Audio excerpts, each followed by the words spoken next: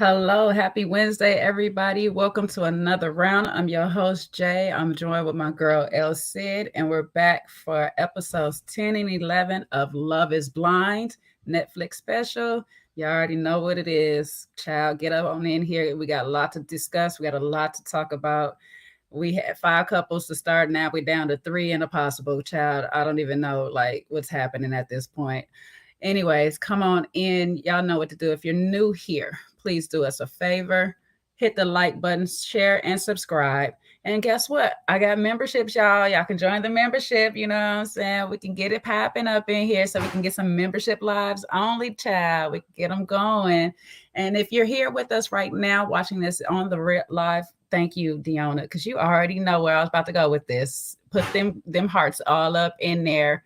Put them all up in there for me. You know the green hearts. Show your love. Glad to see y'all here. Hey, pretty amazing. Hey, El Cid, how you doing tonight, girl? I'm good. I'm ready to get into some people.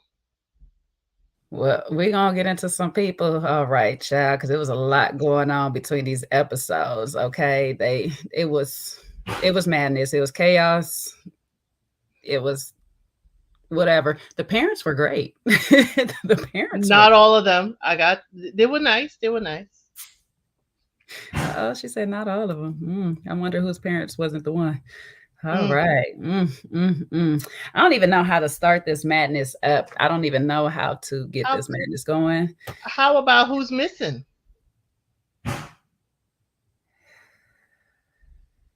I mean, do we need to talk about what's understood don't need to be explained? Okay, they decided that they was gonna go about their way. If we talk about Kenneth and Brittany, they said they was gonna go about their way. I mean, even Jeremy's questionable self was there. I know Kenneth, maybe not. He's probably still on his phone somewhere. But Brittany, you could at least come meet the girls, have a little drink. Brittany said she sent Mackenzie in her space. She ain't got no time for none of that. She don't want to explain nothing. She don't want to talk about nothing. And yeah, Kenneth is definitely in the phone. So they can catch him on text. It was crazy because they didn't even bring them up. Like, not one person brought them up or anything. So I was like, oh, wow. They just don't exist. I guess my little fading picture from last week was true.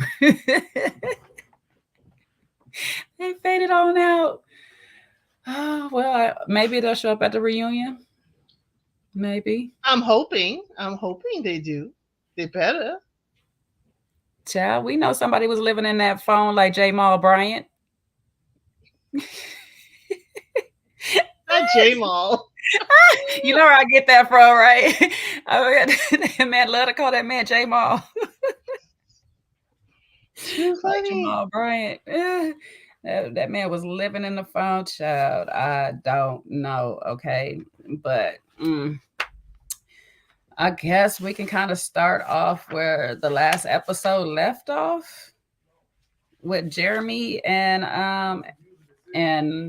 what is her name? Laura. That's her Laura. name.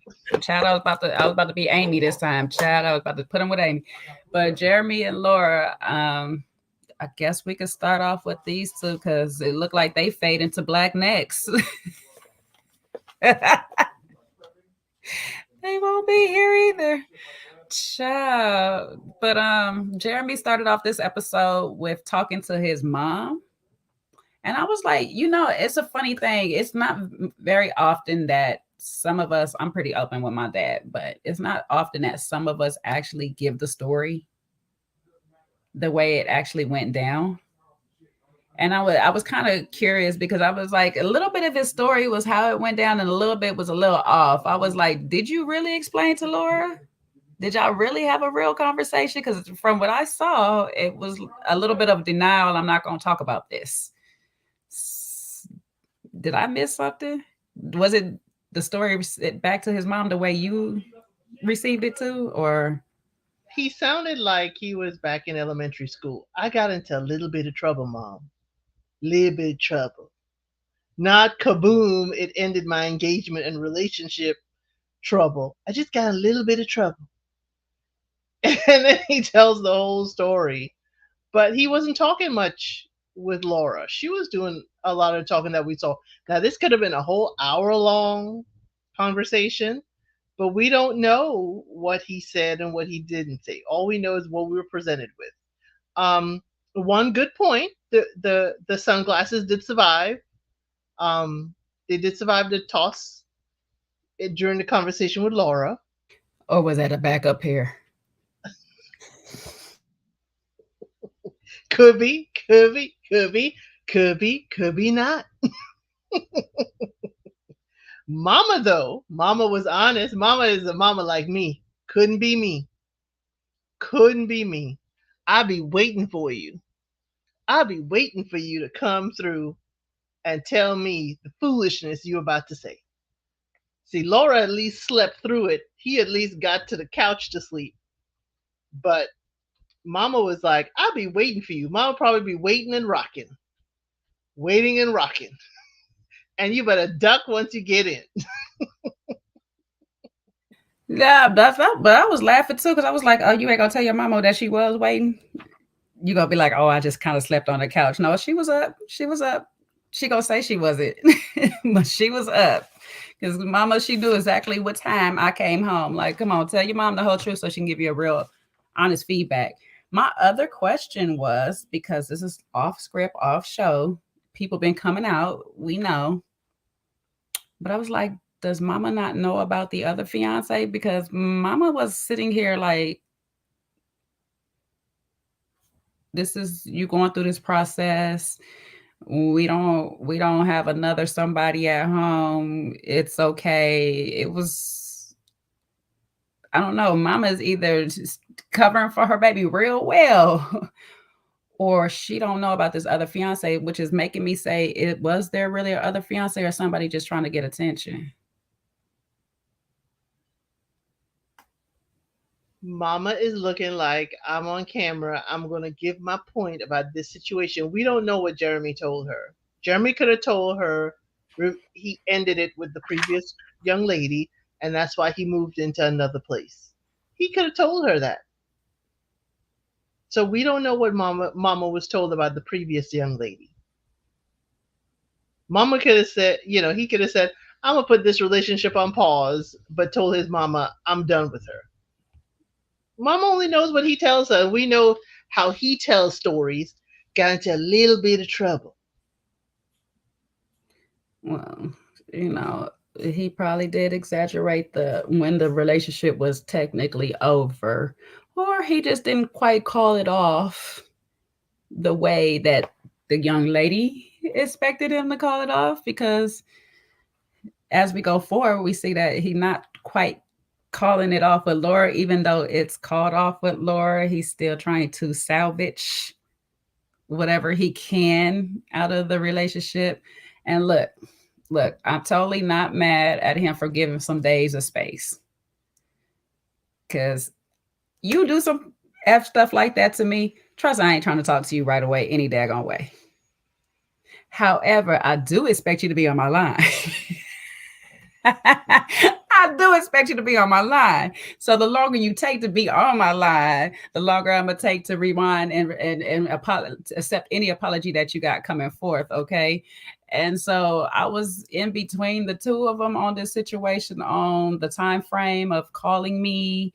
And do I want to hear your apology? Do I want your flowers? Do I care to salvage this relationship? I was just like, I don't even know why we're trying to salvage the relationship because clearly you both really don't want to be with each other.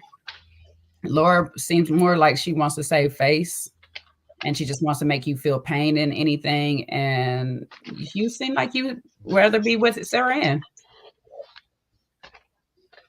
Yeah, Laura did look like she wanted to save face because I doubt Laura thought she would ever be in this situation. Ever be the one embarrassed by her mate. Mm, sucks to be her. Yeah, I don't know. It's just it's the audacity of Laura's audacity to tell everybody they got the audacity. But I get her point because I will feel some type of way if I feel in my heart that you did something more with this girl. Now, to be honest with you, after like really hearing them, even though I'm not agreeing with Sarah Ann and the way she tell the story back with AD, I don't fully feel like they really had anything more than conversation. Maybe a kiss, maybe a kiss. I don't think there was no actual intercourse between the two of them. But I didn't like the way that Sarah Ann decided that she wanted to tell back the story too. It's like, girl, you making it seem like it's more. If it's not nothing, then just say it wasn't nothing. We had conversation. I needed closure. It is what it is. I was talking to him. Yes, it was inappropriate for me to send a text, but listen, I sent that text when I first got back, not when they got back. When I first got back, I sent a text. I still have feelings. I was still open to him. This, that, and the third. Stop pausing in between it. Stop acting like there's some mystery. He took me home, but I mean, there was nothing. There was nothing. And then turn around and flip it and be like, well, everybody's judging me. Like, you're giving them reason to judge you. If you don't give a F, just tell your truth, stand in your truth. But is that the truth? See, that's making me question, is that really the truth? Were y'all innocently just talking? Or was there something more? I see dark arts bells going off. We need that wonderful bean footage. Wonderful bean footage. I get where Sarah Ann is. Don't y'all judge me. I'm gonna do what I want. I don't. She doesn't have to tell them. It could Mm-mm. remain between her and him, but it doesn't look good. It does not look good at all. You know, I would have even stuck in there like, hey, I wanted to go home, and I told him he needs to go home to his fiance, and he decided to stay out. See, I would have taken my behind home at a decent hour. Because even the old folks would say how you got him is how you're going to lose him, and in that regard I'm not keeping anybody's fiance or anybody's boyfriend even out overnight talking. I'm not going to do it. I'm not going to keep you till the sun coming up and now you got to go home. See, the dark arts in it is that I'm going to keep you talking, I'm going to keep Mm-hmm. you with me, and we just do nothing. I could believe that. We do nothing. We not even gonna hold hands. But the fact that I'm keeping your time and the fact that you're with me and not with her, and now you've got to walk home, and now she knows you weren't home. So she's gonna question, who are you with? Yep. And you were with me. Nothing at all happened. Nothing at all. But just the thought that something happened is enough that right there.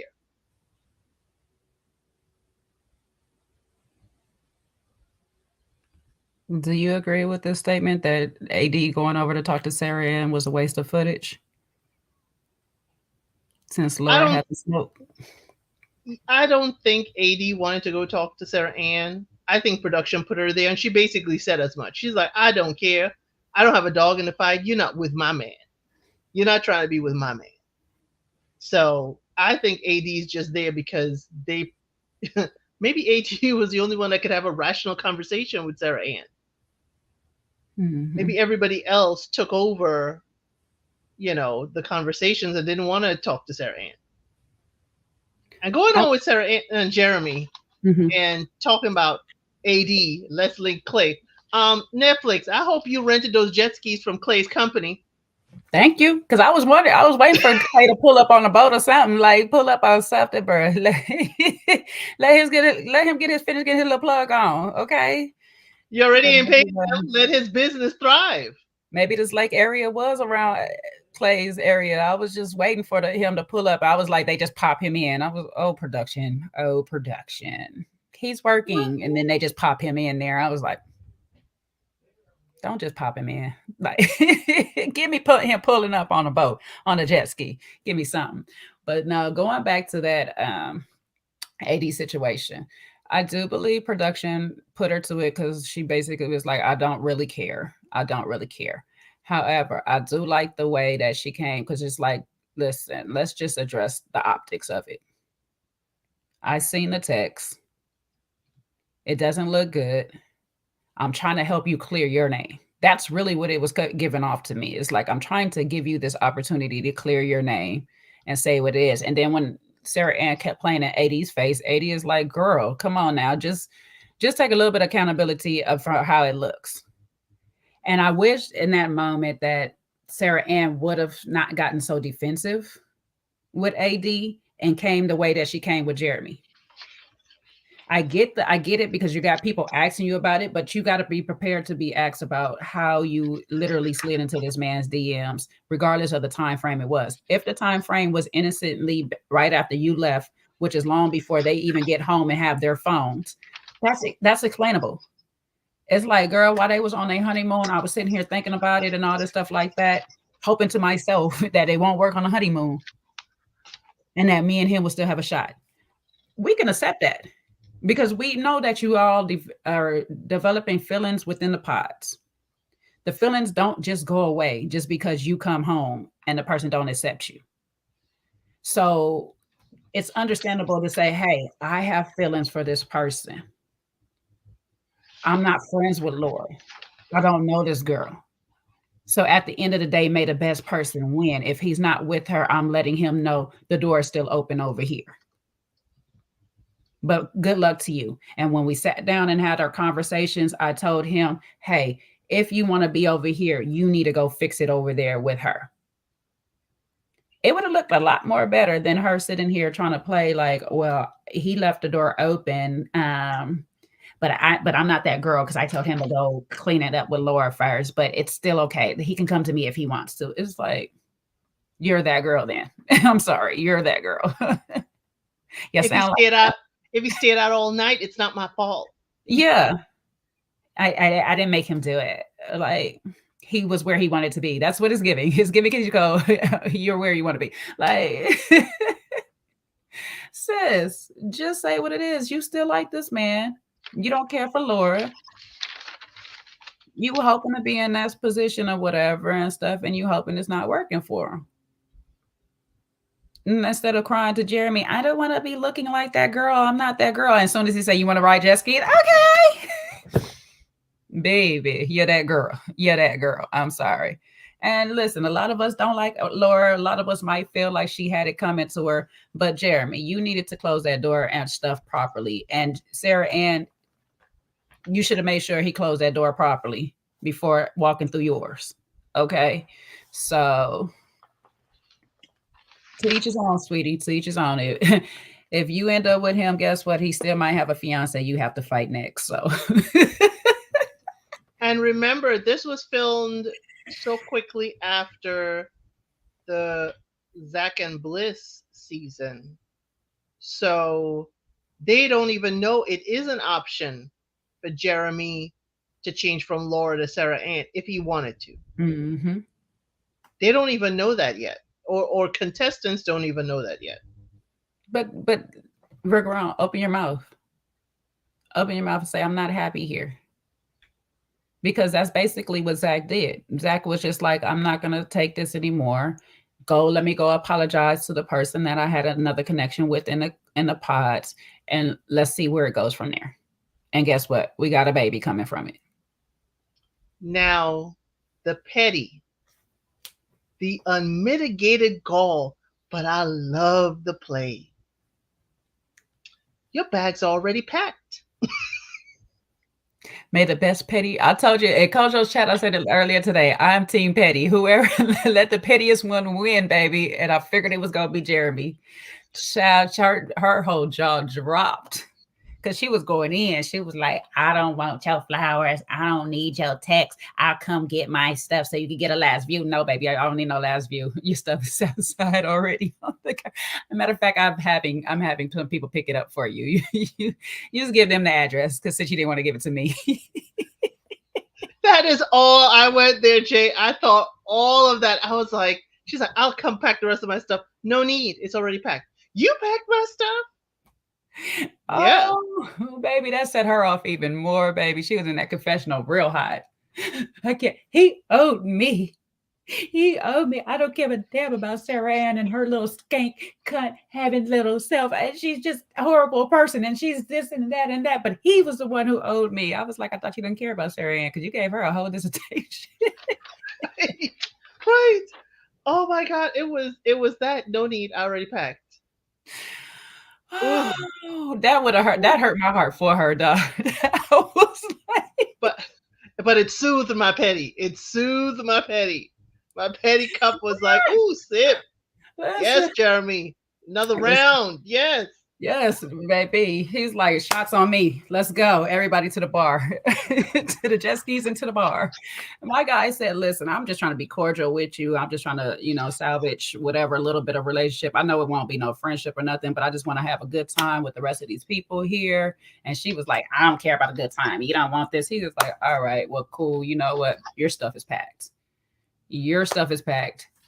Thank you for your services. I kind of need that. I need to find that clip. That's the clip I need because Jeremy hit her with the thank you with your services. And then Laura looked like she got an ugly cry. If she wasn't talking, she looked like she got an ugly cry. Ugly cry. Oh my God, Laura. And I think she wanted to come out of this being the wronged party, and get some vindication. But he took all of that from her and he just was like, no, it's already packed. Actually, I could ship it to you with, like the flowers you didn't want. Actually, the production could take it over to your house. Wait, Jeremy said. As I was saying.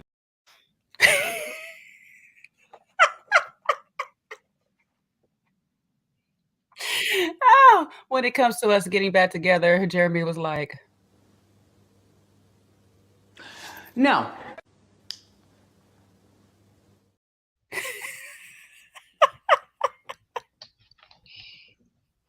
I'm so sorry. Oh, Jeremy run that round, baby. Jeremy won the war. I don't know how it's going to look at reunion, but baby, Jeremy is leading this front right now on the petty wars, okay? And the thing is, he did the wrong. He did the wrong. Mm-hmm. He's the one in the wrong. But he's the one acting like he is the, I don't want to say victim, but he's the one that was done too. And now he's being petty that we would have expected from Laura. Oh yeah, yeah. We already know that's gonna go down at the reunion, though. Vanessa. Vanessa gonna try to Really? make him hold. Is she? She loved doing that to the men at the reunion. She loved it. I think she get a little kick out of it or whatever at the reunion, holding them to the fire or holding mean girls to the fire and stuff like that. Sometimes, because there's a couple of times. Mm-hmm. There's a couple of times she let some people slide, but like the last season with who was that she let slide? The one Irina. that she was being so nasty. She let her slide so many times. I was like, child, look, if you don't go on somewhere and get this girl together. But she loved going in on the men, child. That's why she let us Irina slide, because she just wanted to go on the men in that case. And so no matter how much Laura is being a BI, Jeremy is going to get it, especially for that move. And going on the jet skis, like, child, Jeremy said, I'm just trying to promote Clay's business, baby. Look, don't be mad at me. I'm trying to do a favor for the homie. Oh, I was like, Jeremy completely used that Uno reverse. Laura is supposed to be putting him out. Laura is supposed to be, tossing his stuff in boxes and saying, don't come back to the place until I've left. I mean, that was what I was thinking. It's like, no, don't come back till I have left. And I'll be leaving in a couple of days. That would have been another play move. Yeah, well, she the one who left the place in the first place with her stuff there. So she was hoping that he'd be coming baby, please to her. And he didn't really do it the way she wanted it to or whatever. But, she got all the girls on her side for the most part at the party. They all team. Shoot, she got the girls on her side. She got the men's on their side, too, because they scared to talk to him because they don't want to be guilty by association. They like, yeah. Jeremy was trying. He was like, I'm having this thing, but I'm fighting through mines. I'm fighting through it. He's like, yeah, but she ain't giving me nothing to fight for. So good luck with you and your fight. But I ain't about to fight for over here, okay? Because I'm not about to fight with somebody that keeps coming at me when I'm not even coming at them. And we've seen that. So it's just like this man saying I didn't do nothing. She gonna accuse me of it, and I tried to apologize or whatever. I'm not gonna keep going at it. I'm not, and I can't totally be mad. He was wrong. He was wrong for the optics. I give him that. I don't know if he did or didn't do something, but if he didn't do something, it's like you're gonna keep faulting me for it. It's not gonna get no better from here. I might as well have go do something, really. And if he did something, it's not gonna get no better from here. So he's in a lose-lose situation. I wonder how many exes of Laura's have broken up with her. It's given pretty much on the higher ratio.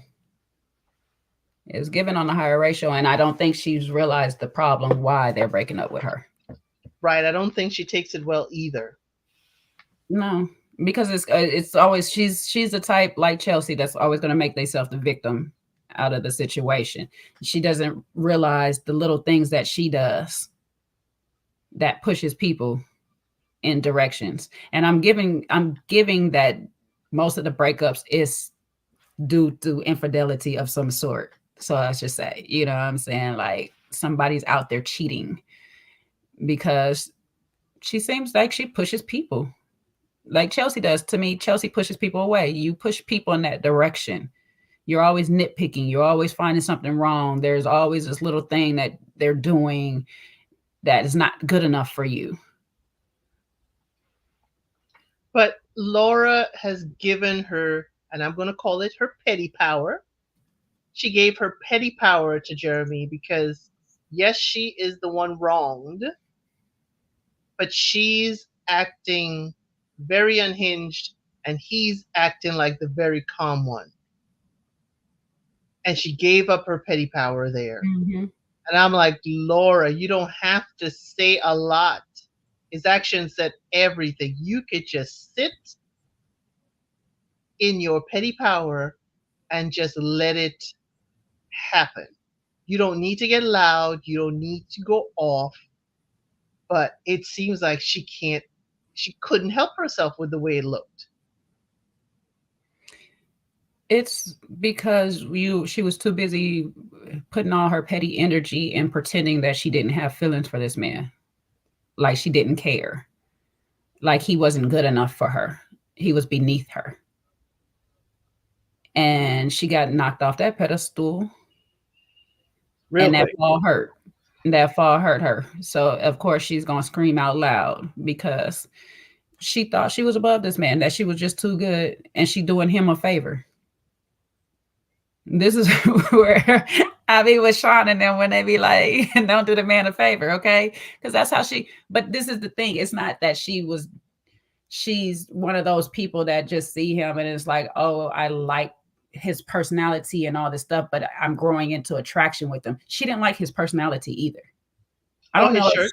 I don't know if she found him attractive. It's possible that she kind of did, but she didn't like his personality. She didn't like how he presents. She didn't like a lot of things about him. She just wanted to win over Sarah Ann. And so now that I won over Sarah Ann, I'm not happy with my prize, but now my prize is still going back to the person I competed with. Now my prize still has a connection over with somewhere else. And I thought about it too as I was watching, and I said, would you have reacted the same if you had somebody else, Laura? Because even Trevor said, oh, that was my number 2, but ooh, she kind of mean. So it's given that you didn't have an actual backup and now you're mad because he did and you pushed him to his backup. Mans was halfway out the door in the first place and you just go ahead and pushed him all the way out. So him, his Hawaiian shirt, his motorcycle. I mean, hell, her brother too. Take the brother with you because he liked the Hawaiian shirts too. Shit. Like it was nothing. Everything, the gym in the house, the 2 cleanliness, everything about him was a problem because you didn't like him in the first. You didn't like nothing about him in the first. He told you in the pods that he liked to joke too much. He played too much or whatever. And he wasn't serious enough for you. He told you. He told you he Now, wasn't serious. now, did he throw that ball over Trevor's head intentionally? It's possible. I think so. I think so. A little bop in the head. Like, hey, girl. Hey, girl, don't act like you don't see me here.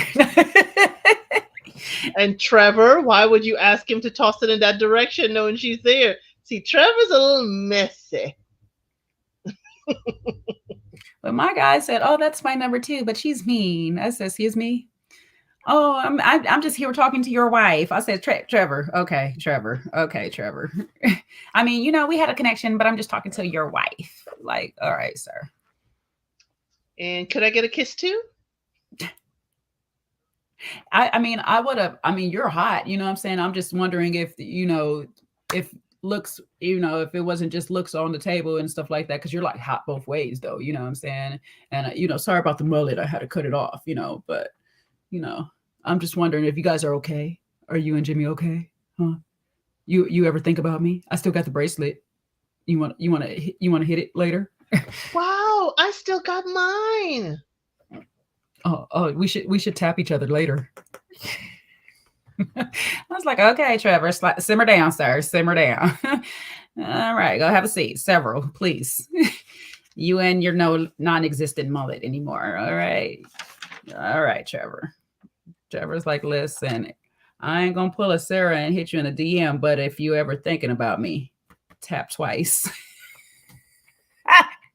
Trevor's like, come kiss me with the same lips you just kissed your fiance. I'm okay with it. I'm okay with playing number 2. Listen, I was number 2 in the pods. You know what I'm saying? My guy was like, I'm just wondering if you had if it had went the other way around. I just wanted to know, like, if I had asked first, you think it would be me? I was like, Chelsea, don't lie in this man's face. Talk about some no. You knew it would have been him. It was gonna be whoever asked first. Don't sit here because you on TV. Because I've seen her look at the camera people. She said, no. Trevor called it out. Trevor said, you got to say that so you don't look like the bad guy. Trevor called it. Trevor was on it to these 2 episodes. Trevor was on it. Trevor came like Sarah Ann. I'm going to say all that I wanted to say.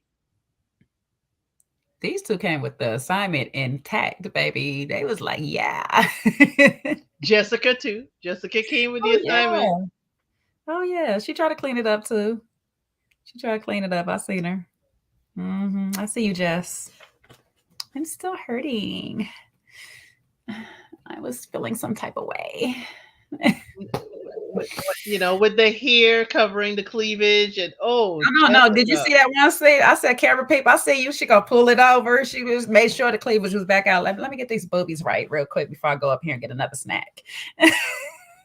Y'all gonna see these. You gonna see these today. Somebody got to see me. Jeremy. I mean Jimmy.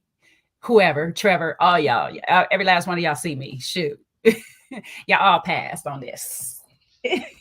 You all will choke. And I'm selling EpiPens. I'm not giving them out for free. Y'all better have your money ready. And I'm only taking cash. No Cash App, no Zelle, no nothing. Cash only. Since nobody wanted me, I'ma stick you.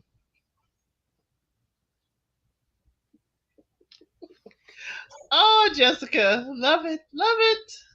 Baby, this lake house. Trevor was petty. Trevor was petty as well. I liked all of it. This lake house was out of control. I'm not gonna even lie. This lake house. That lake house was giving all it needed to give, baby. Because after the lake house, I was like, I don't need no more episode. What the hell I'm watching now? Shit, I still got 30 minutes left. What the hell? 30 Bring the rest of the cast. Bring the rest of the cast. Right. Bring them all, because shoot, I need some more tea, baby. Because damn it, where is Jeremy and Sarah Ann on the jet skis? Where did they go? Did they return them? Did they turn them back in? Did they use their hour up? Because baby, Laura was hot. Poor Laura. Well, at least they had two separate jet skis and they weren't straddling the same jet ski. I probably would have straddled. My petty would have probably straddled, baby. My pedal. Oh, y'all want to feel like I'm a hate? Y'all want me to be okay? But then on my little competitive side, I'd be like, no, I need my own because I'll show you how I ride these jet skis. Then probably knock them over into it and be like, come on, climb on mine. I got you. Girl, we are of one mind.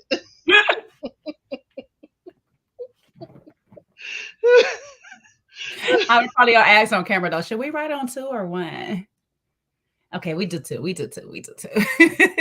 don't want to look crazy because they already think I'm some type of way. Oh, my petty would have kicked in all fully. I'd be like, they think I'm some type of way already. So let the girls hate. Oh, I would have had him put on my sunscreen, all of it. Help me with my vest. I can't get it on. And be screaming the whole time on a jet ski.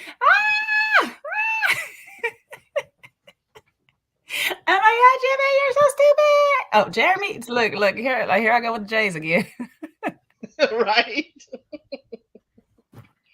See, I couldn't be on this show. I've been and got them all confused. I'd have been in the pot. Y'all have been talking about me and not getting the names right. You would have missed out on love because you said the wrong name. Who is it? Jeremy? Jimmy? Johnny? Shit. Who am I talking to again?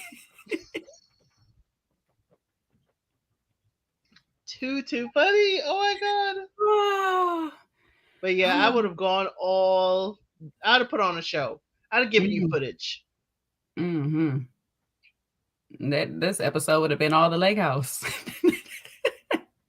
Listen, don't let you be Sarah Ann and I be Trevor Child. Listen, this whole episode, they'd have been like, we casted the wrong people because clearly these two over here showing out because shoot, I'd have been like Trevor too. So you didn't really, you wouldn't have took my proposal, baby. For real. You for real though? If I came in that room just 20 seconds before he did, you really wouldn't have accepted me. Okay, but you know I'm your type though. Come on now, quit playing. You know this beefcake over here, your type. I would have had Jeremy get his hot dog and I would have had him feed me his hot dog.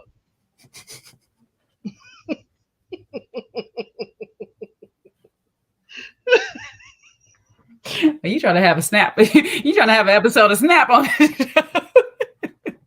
This is no longer Love is Blind. This is Love is Snapped. There you go. And it would have been all of the choking sounds that Jessica was asking for.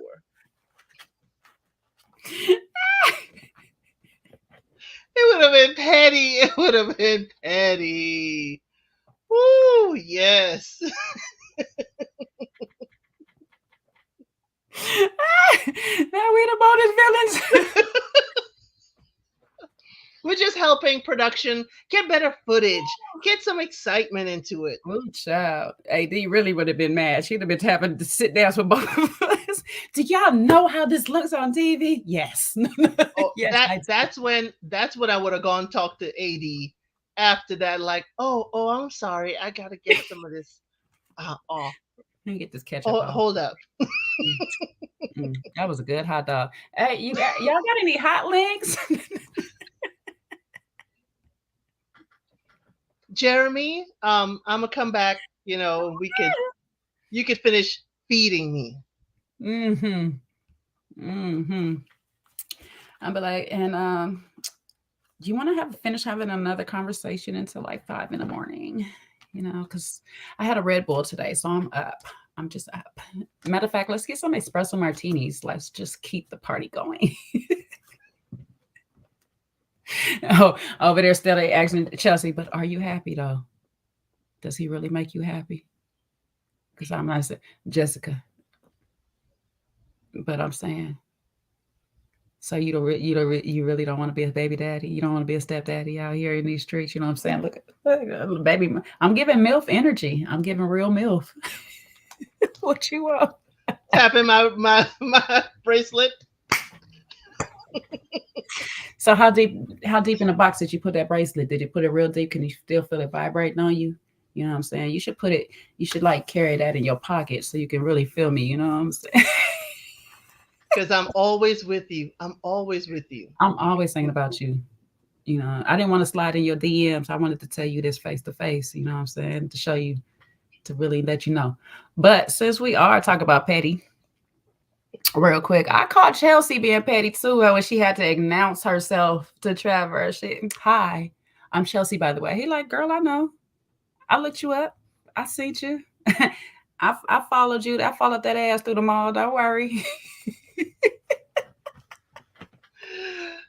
Yo, what it is?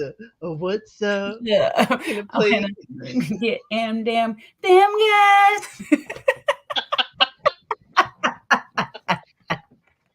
Give me that bracelet and I'll tap. I want to know if you hit me right back. What? Trevor came with it. He came with it. I just want to see how you doing in your relationship. You good? You happy? Y'all happy? Are you happy? Mm. You know it would be different if it was us. You know it would be so different. I like how he smoothed that in there too. He was like, "Yeah, I wouldn't be fighting. You know, I don't argue, baby. You know what I'm saying? There wouldn't be no fighting. I'll give you all the validation you need, girl. What you want? You know what I'm saying? Just me and you, girl. Just Trevor smooth. Trevor smooth. Trevor came in smooth. It was like, yeah, y'all arguing. Was you at the wrong? Yeah, I mean, because it take two to argue. You know what I'm saying? I know you wasn't all the way wrong, girl, because it take two to argue, you know. But it wouldn't be me. I wouldn't argue with you, baby. You know what I'm saying? Like, I'm like, okay, Trevor. Right in front your man. Right there. Mr. Trevor Student Girl. What? Trevor came with it. It's like, I don't care. He right over there. That's fine. Oh, he coming over here to give you a kiss to remind you who you going home with? Okay, that's okay. Give me a kiss too. I'm going to play both of you. I'm going to play both of you. I am not intimidated by little Jimmy. It's all love. It's all love here, baby. Call me brother love.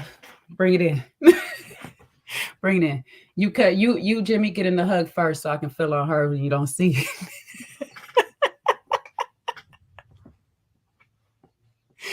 Oh my God, that was wild, right? You had your man kissing him too, like, bruh, what is happening here?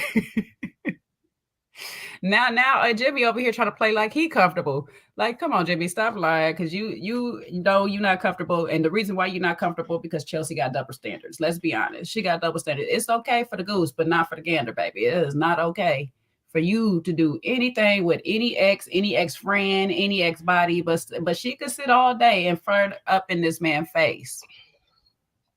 Is she okay with it? She got caught. She was like, oh, hey, baby, hey, didn't see you there. Shoot, why are you so close?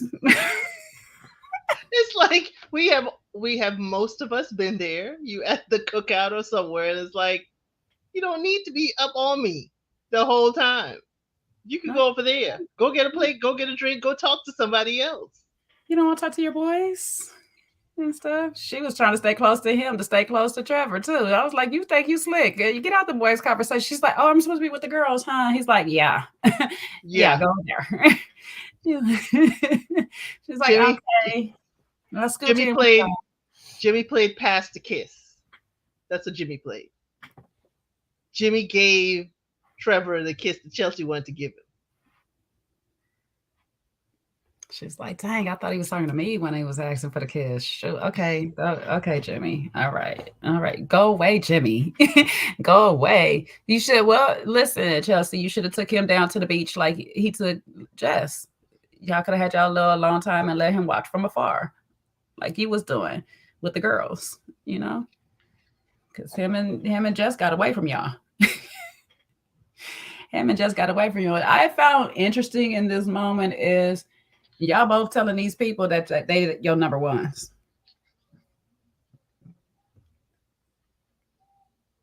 I know we all settle. I know we all settle. But generally, we settling for a percentage of a person, not for our number two. And at least if we settling for a number two, our number ones never knew, and our number Ever, twos never know. Oh, ever. Nobody should ever feel or know that they are anything other than number one. exactly. Everybody's number one.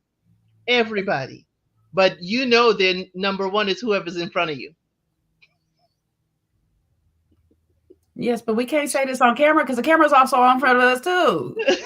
So, people, okay, you be like, you know, you got to get some little signals or something like this, but you can't just be like, you were my number one. But even though you were my number one, I chose my number two, and we're happy. I swear, we're happy. We're happy. We're so happy. I wish I was you. But it couldn't be you because I wouldn't have picked you because even if you asked me first, I still wouldn't have picked you, though you were my number one. That is just like the craziest thing. Like you wouldn't have picked your number one. But you know why she wouldn't have picked her number one? Because she basically said it to his parents. He gave me a basic life when he gave me the scenario. He showed me a basic life. Ooh, Jimmy. That was not a compliment. At all. For you, for Jimmy, oh my God. Ooh, no. That gives me vanilla. He gave me a basic life, and I was just like, yay, that's why I chose him. Because I'm basic.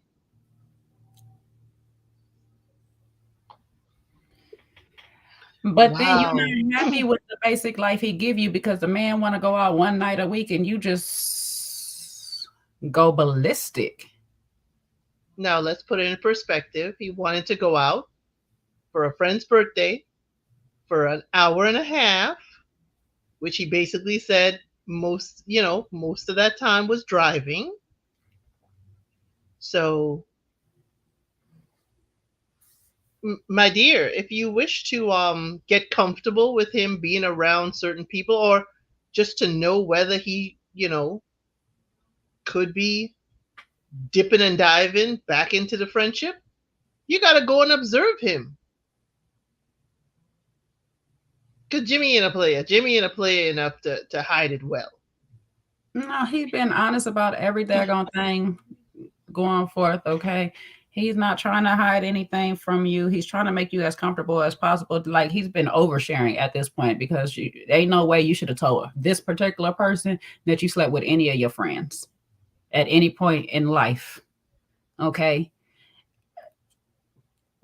Never with her. Never with her. Maybe somebody else, but her, no. But that's something you should just keep to yourself. But he probably felt comfortable because she also shared she has an ex that she's friends with. So he probably felt comfortable.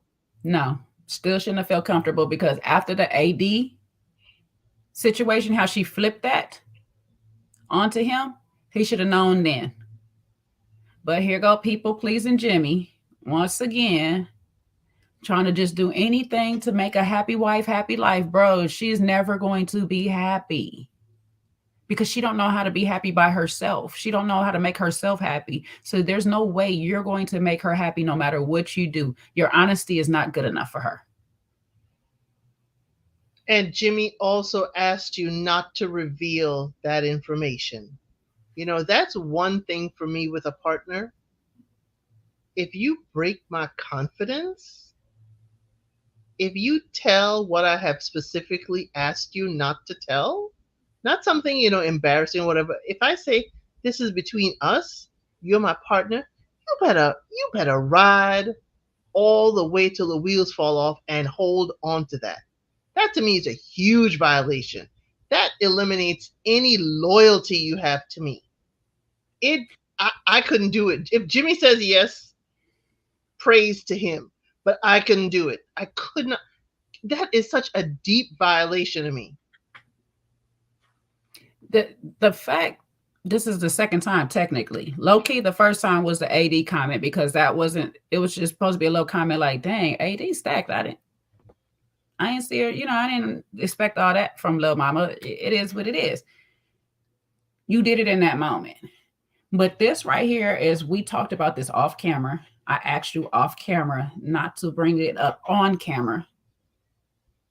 And here you go, blurting it out, shouting it out in a rage at me. And I'm literally telling you, I was not even out on that type of energy. I was out for a birthday. Regardless if I knew you was going to come with me or not, I actually asked you to come. You could have got up and came with me to see for yourself what it was. You didn't. Now you're using this to segue into me and Jess.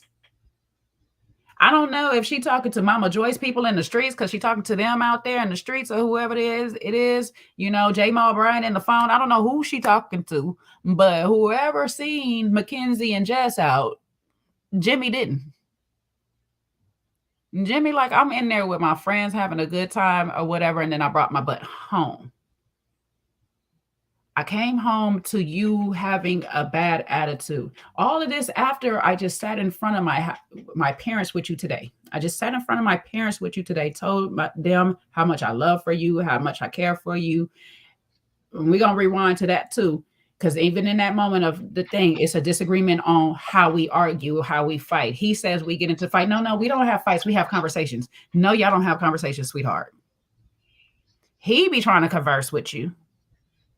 But you be yelling and manipulating the whole situation. Let's be honest, what you really be doing. Crying, yelling, flipping out on him. And then at the end of it, talking about, you're so cute. Child, you need therapy. She reminds me of Danielle. Remember that season when Danielle was crying in the closet? Thinking, her, I think it was Nick, her spouse, was having a good old time at the party at the pool. And it's like, that's what it screamed to me. She was having a moment. But she also said she woke up mad at him. And then we waited all the way till the evening time for you now to rear this up. And he said it too. He's like, the whole time we had this whole conversation, you never mentioned Jess. You never mentioned anything about that. So out of nowhere, this is now the segue. This is now the conversation. It went from, I was being out, to so many hours, and then you try to give me credit like, no, I mean, you weren't out that long or whatever. Then it went to, oh, you were with your friends and this and your friends. Then it went to you effing your friend and you tell me this or whatever. It's like, girl, did I F her tonight? Was this the night I did it? And then it went to all of a sudden to Jess. Because somebody saw you. They saw you and they came back and told me. For me, the layer of that's the issue, is now you have somebody in your relationship. You have somebody stirring the pot in your relationship. Somebody told you something, and rather than come to your partner and say, hey, let's discuss this. This is what came back to me. This is what I'm being told. Let's talk about it. You automatically, believe the friend, or you're making this up to make him feel guilty for going out with his friends. Either way, it doesn't bode for a good relationship. And if you're lying about it to force him to stay home or to force him to feel some kind of way, that's diabolical. Brother can't even go brush his teeth. That's a dark arts tactic right there. Because I'll wait till you're brushing your teeth because you can't answer me. You can't talk back. It's the fact, I don't know if you caught it, El Cid, though, when she seen him starting to get irate when they were sitting outside, and she started smiling in that moment. And he was just like, you know what, I'm done, and got up.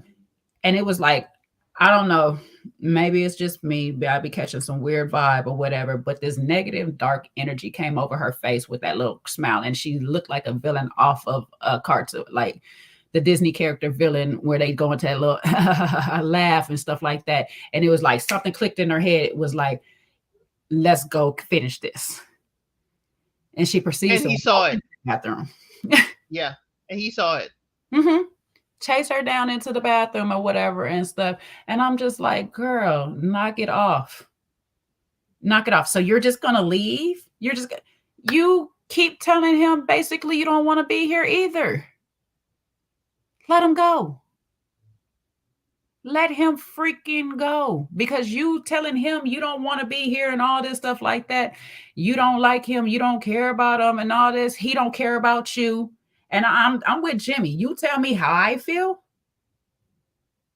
Oh, okay. So all the time I'm telling you I love you and all that stuff that don't mean nothing to you. I was lying. I was lying since the pods. That's basically what she told him. You've been lying since the pods. Like, so I was lying since the pods. Oh, okay, cool. You know what? Since I'm a liar, since I don't care about you, let me go ahead and check out this process.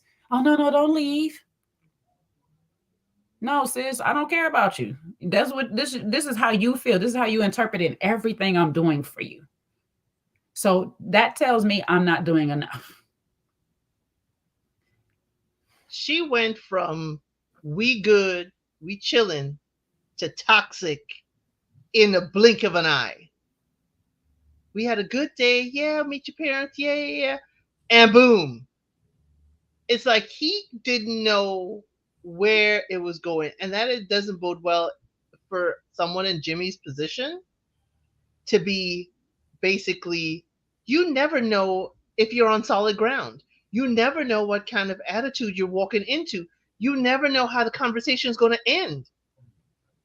You could be like, okay, yeah, yeah, yeah, we good, we good. And then all of a sudden you start like, why do I have this anxiety? It's because you don't know where your partner is going to take the conversation. Mm-hmm. You don't know if you're really good. And you could be brushing your teeth just to get away from an argument. Ooh. Yeah. But then he pissed me off. Then he pissed me off when he brought his butt back home. Basically was standing on business for a quick second saying, yeah, you know what? Yeah, we should be done. I don't want this relationship anymore. I'm good on it. And he allowed her to manipulate her right back into staying. I was going to be done. I was going to say this, that, and the third. And now you're going to walk out of me. And I'm over here giving you everything. And this is how you do me. Just for her to sit there, get him back and say, I was going to take this off and leave it on the counter for you to be sad. I was like, you see your face right there in that moment, Jimmy? That face that you had in that moment when she said that, you should have stayed with that energy right there, because that face right there was like, what the hell I just signed my ass back up to. But she used a good male dark arts tactic. But you look good, girl. You look good. You look good in them pants. You should let me like take them pants up off you real quick. You know what I'm saying? You know, and to this point right here, yes, I caught him. And this is what she said. Strongest couple. She said strongest couple, and this is why he had an attitude. Because he thinks all of him keep going back and forth with her, come back to her, taking her back, working through this stuff, all that. He thinks that's strength. What Chelsea meant to say anyway, too, is that Johnny and Amy is the healthiest couple. Because they actually have discussions. They disagree, but they try to talk it out. We ain't seen them arguing or anything yet so far. They're so far the healthiest couple that we've seen. But he want to be up there because he wants to continue to present and carry this mask as everything is good. If you ever listen to how he speaks to his boys, how she speaks to her girls, oh, we communicate the best. We have the best this, and the third. They like the facade of being a good couple when they're really not. And in his mind, if we work through this and we continue to fight with each other, that makes us a good couple. It doesn't actually make you a good couple, especially in this setting. This right here is not really fighting and working through things, because every time y'all get into it, she tells you to shut up. She's talking. She even in the middle of interrupting you told you, I can interrupt you. But how dare you interrupt me? And all you do, Jimmy, is keep going back to her sitting. You know what? I'm sorry. I'm trying to make this work. I'm trying to give you this all or whatever. You're tired. You're going to exhaust yourself out with her. And there's going to be no end to all of her madness, all of her manipulation, because this is just the beginning. I'm sorry. She's just warming up. Yeah, she's just, still playing nice. And that's a scary thing. But to Miss Burton's comment, if Jimmy was as blessed as Chelsea letting everybody know, we would have seen an imprint. Mm-hmm. That's why. We would have seen something. But this again tells us Chelsea likes to embellish the truth. She likes to create a story. But it's different imprints for different people. You know what I'm saying? Maybe it's something for her. I don't know. Okay, Chelsea got small hands. Okay, I get it. I get it. Yeah. Probably. Some people like smaller packages. I don't know. I don't know. Maybe he's a grower, not a shower. Okay, maybe it's that. I don't know. I'm not trying to find out. Clearly, the friend knows. Clearly, the friend was like, "You seen it?" Because, girl, I did.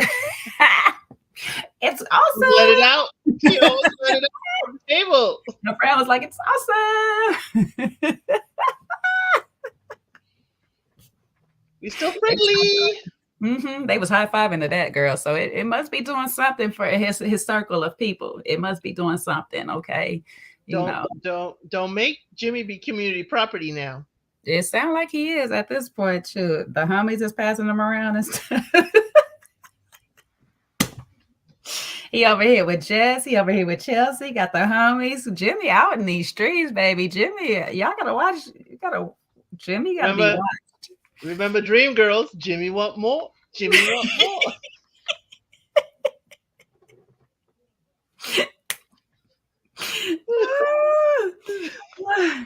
But I noticed Jimmy telltale signs. Jimmy grits, it chokes on his words when he starts saying stuff. He don't believe himself. Every time he like to be like how much he loves Chelsea and this, he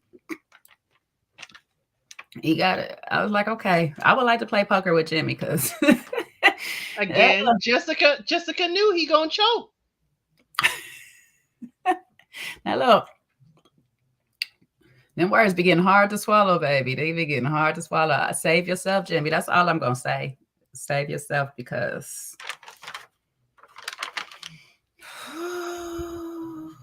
He tried for Jessica to throw him a life raft or a life vest. he had his own out before then. I want you to be good to her. That pause hurt him. That pause hurt him. My man was sitting straight face like this. She said, I want you to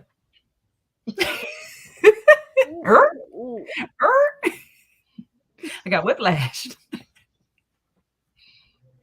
Oh, that was a little dog with a bone real quick. She was like, got him. Be good to her. Okay. I moved on, sweetie. Don't worry about me. I've moved on. Oh, poor Jimmy. Poor Jimmy. You had your out before that lake. You could have easily been having a nice conversation with Laura, like, hey, what's still good with you? You still available or nothing? But no, that morning, Chelsea sucked you back in. Either that or production, one of the two. Because I don't know how much y'all getting paid for this, but one of the two sucked you back in. And here you go, sitting back on this chair, just rocking back and forth, like, damn it. Looking out on the water. Sitting at the dock of the bay, wasting time. Watching Jeramy and Sarah ride away. Take me with you. So what about his parents? Let's talk about Jimmy's parents and his sister. Listen, Dad was over there like, I am here for the food. He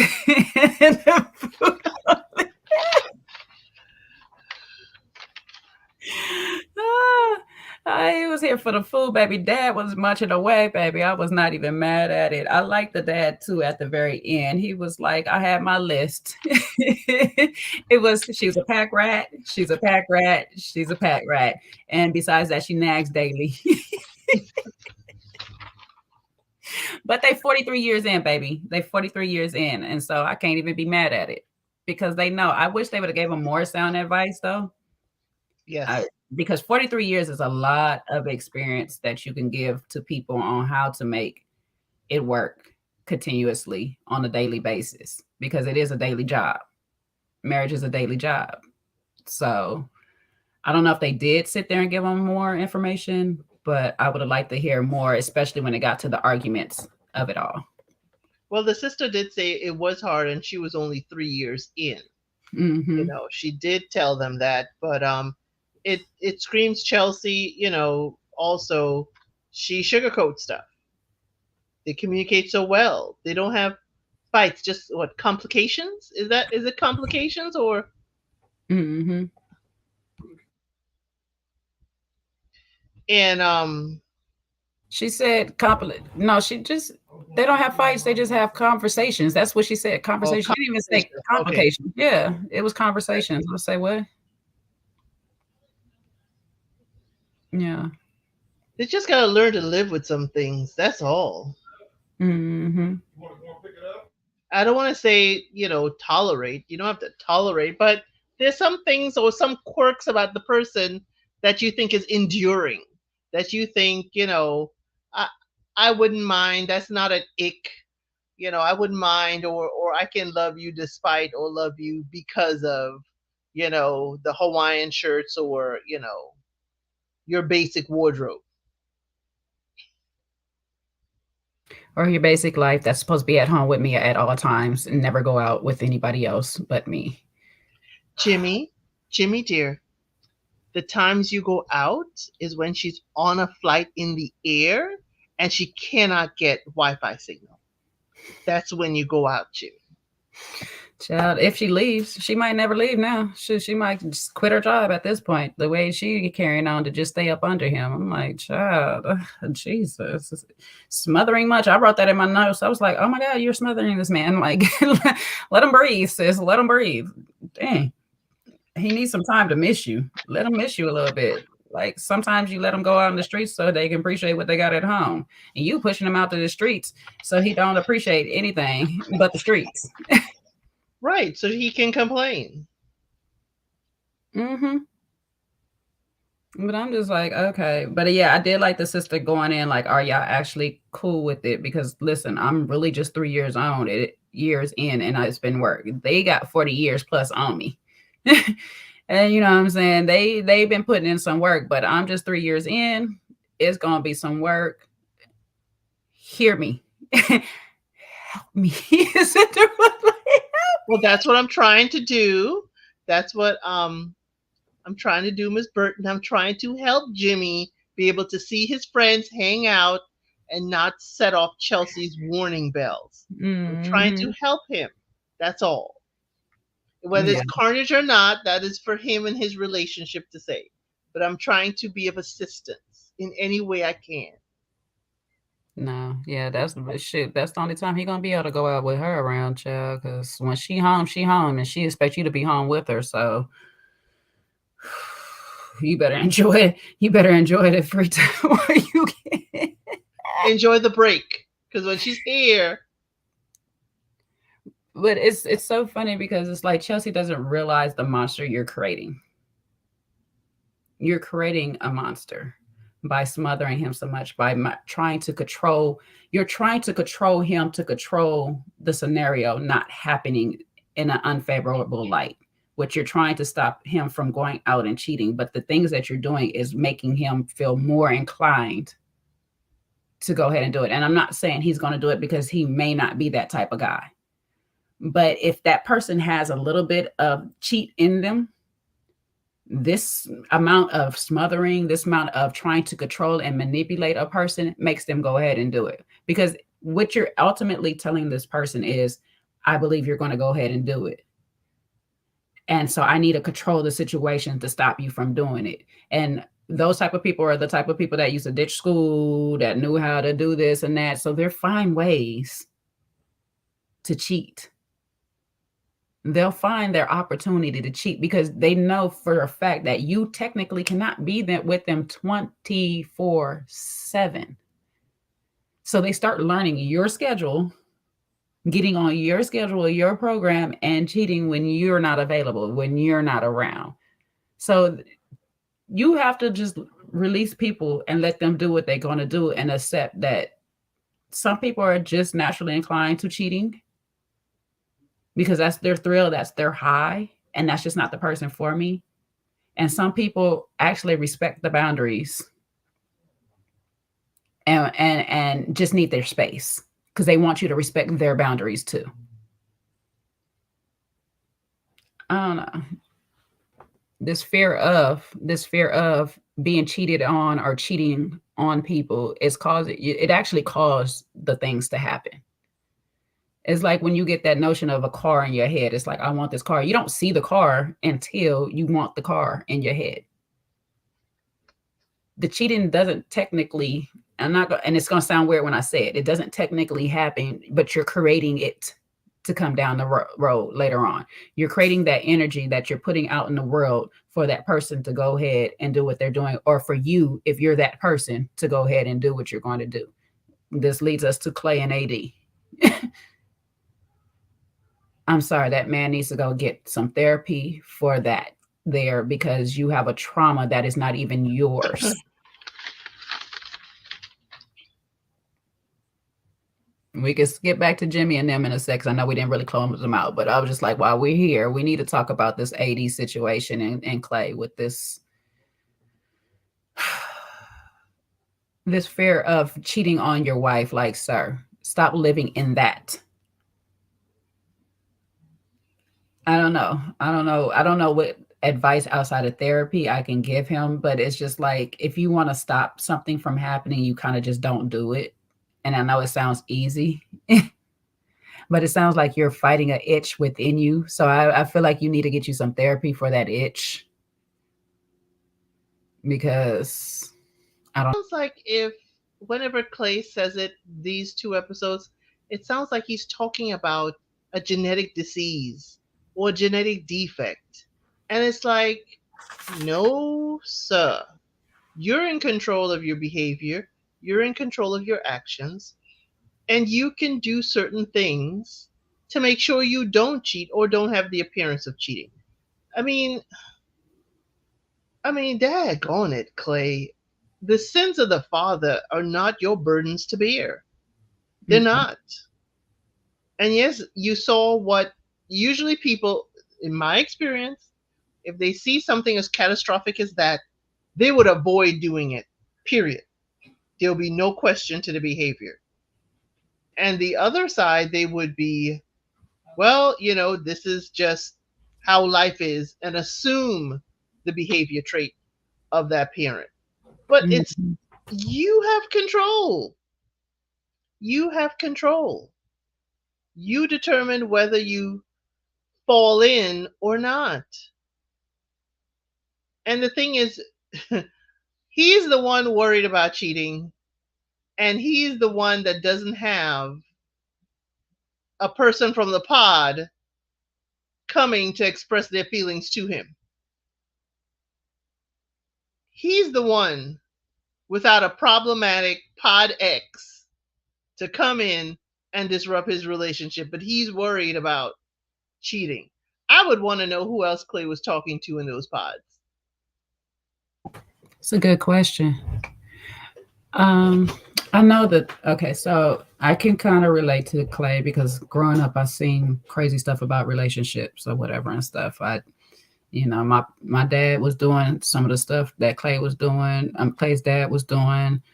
My mom was doing her thing too, or whatever. I kind of didn't see loving relationships, and then when I seen loving relationships, sometimes you had to talk, and you'd be finding out that it's a little bit more than what it is or whatever and stuff. But I also did my research. Like, I'm one of them people, I fear spiders, so I research on it. If I'm afraid of something, I do a lot of research on it so I can start to feel comfortable. So I started talking to people who have healthy marriages, who have been married for long times, long periods, and go through the up and downs, figure out how they do it or whatnot. My confidence on relationships be those that I know who are fighting through their marriages, working things out. I don't go to single friends to try to figure it out. I don't go to people that I know is running out in the streets trying to figure it out and stuff. So I get that idea of seeing everybody around you be unfaithful for the most part. But you're telling me your mom wasn't faithful? Because that's one person you could talk to about standing in the marriage still and being faithful. Because if she was faithful, that's what it is. You mean to tell me that you don't know, like, not one other person, a coach, another athlete or whatever and stuff that has not been faithful. Like there's somebody that you know in your life that has actually been faithful. You have a pastor, a preacher, some type of thing. There's some people, there's examples out there. You're not looking for those examples. You want to stick to the examples of unfaithful people. You want to do the Will Smith and the Diddy as your go-to people. Well, what about Russell Wilson? What about Denzel Washington? What about Morris Chestnut? Like these people have been in their marriages for a long time. Samuel L. Jackson. Samuel L. Jackson, public eye and all. Why are we not looking to those people if we want to work on something? We know how to practice so we can show up for the championship game. We know we have to watch the footages, the basketball games of opponents that we never played against. So why we can't study these people just as much as we study the other people? We're aware that cheating exists, so let's be aware of faithful, committed marriages working out too. I wonder if Clay has been out in the streets and he's now being a reformed player. Because it now is looking to me like I just don't want to go back to what I was. That's what it's given. I don't want to go back to being my dad again. And it could be saying it stems from the dad, which it could, but it's given like, damn, girl, if you knew how I was wilding out here, if you knew how I was a dude popping bottles in the VIP room that you managing. If you only knew. And now he's got to reel those horses in and stay on the path. Now I'm thinking it may not be a dad struggle, it's his own internal struggle. He's had his wild side, and that's fine. Everyone, male and female, sow your wild oats responsibly. But it seems like he's trying to hold the chariot in, and it's 6 horses he got to maintain and hold on to and hope that the reins don't snap. It seems like an inner battle, and I'm going to take the father out of it. It seems like an inner battle that he now, oh damn, how am I going to now be a faithful husband? It is definitely an inner battle at this point because, like I say, I've watched all these people, but I know if I want to be faithful, I'm be faithful. I practiced on people that I knew wasn't worth practicing on, just to see. Because if I feel like if I can practice on a person that I know wasn't worth and I wasn't gonna go nowhere or whatever, then I can do it for the person I needed to. So if this is what he actually really wanted out of life, he should have been practicing from jump or sometime before this relationship. And I'm sad to say that AD may be his practice ring. She might have to be that one he practiced on to see if he can do it. She might not be his end all be all or whatever. And I know some people said, oh, if he go to therapy, she might not be the one he choose at the end. You know what? That's fine. That's something that she would have to actually deal with and say if in her heart if she could stand by that. But he needs to practice. And since she's in the thing of the line of helping and fixing people, she should be okay with making him better. Even if he leaves her, leaving him better than where she found him. Because at least at this point, it's like, and I say this, don't roll your eyes, because when I say making him better is if he goes to therapy while with her, individual therapy while with her, he gets himself together. Within that time, she can change. Of course, within that time, he's going to change.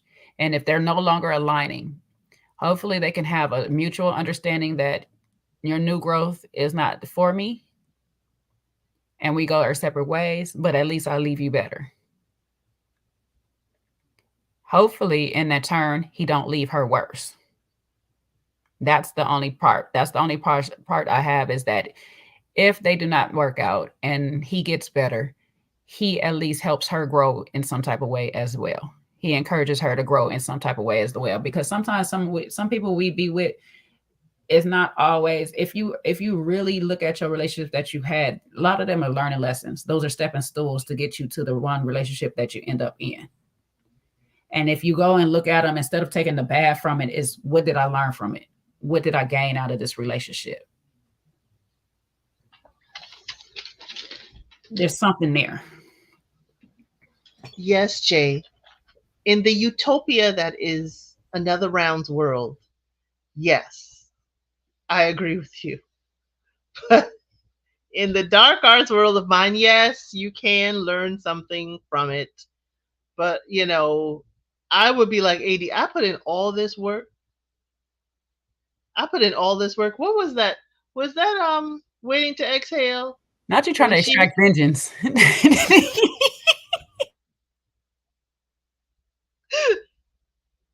I mean, was it Waiting to Exhale when she Yeah. got Bobby Brown his teeth fixed Oh and no, everything? that's Tuka play that game. Two complete. She got his Part teeth two. fixed and everything, and now he off to somebody else. But I done spent my time, and I hate to say fixing you, but getting you to the next level. It's like when a player gets you to the championship, but you trade them before the game, before the championship round, but they got you to the champ. I'm sorry. So I'm not saying don't work and build with your partner. I'm not saying that. But it's the heavy lifting that I'm seeing AD is going to have to do with Clay. The heavy lifting um is going to be a lot. But she did, self proclaim in the pods in the lounge that she's a Captain Saver. So she has a project to work on. but And it seems like she's up to the task, and he's just I think they can work, they can do therapy. My thing is, it's a lot of heavy lifting, and I'm basing it on I ain't lifting that much weight. now it's funny enough that he mentions Will Smith as one of his idols, mentors, whatever he want to call it. I just be looking like, well, is she your Jada?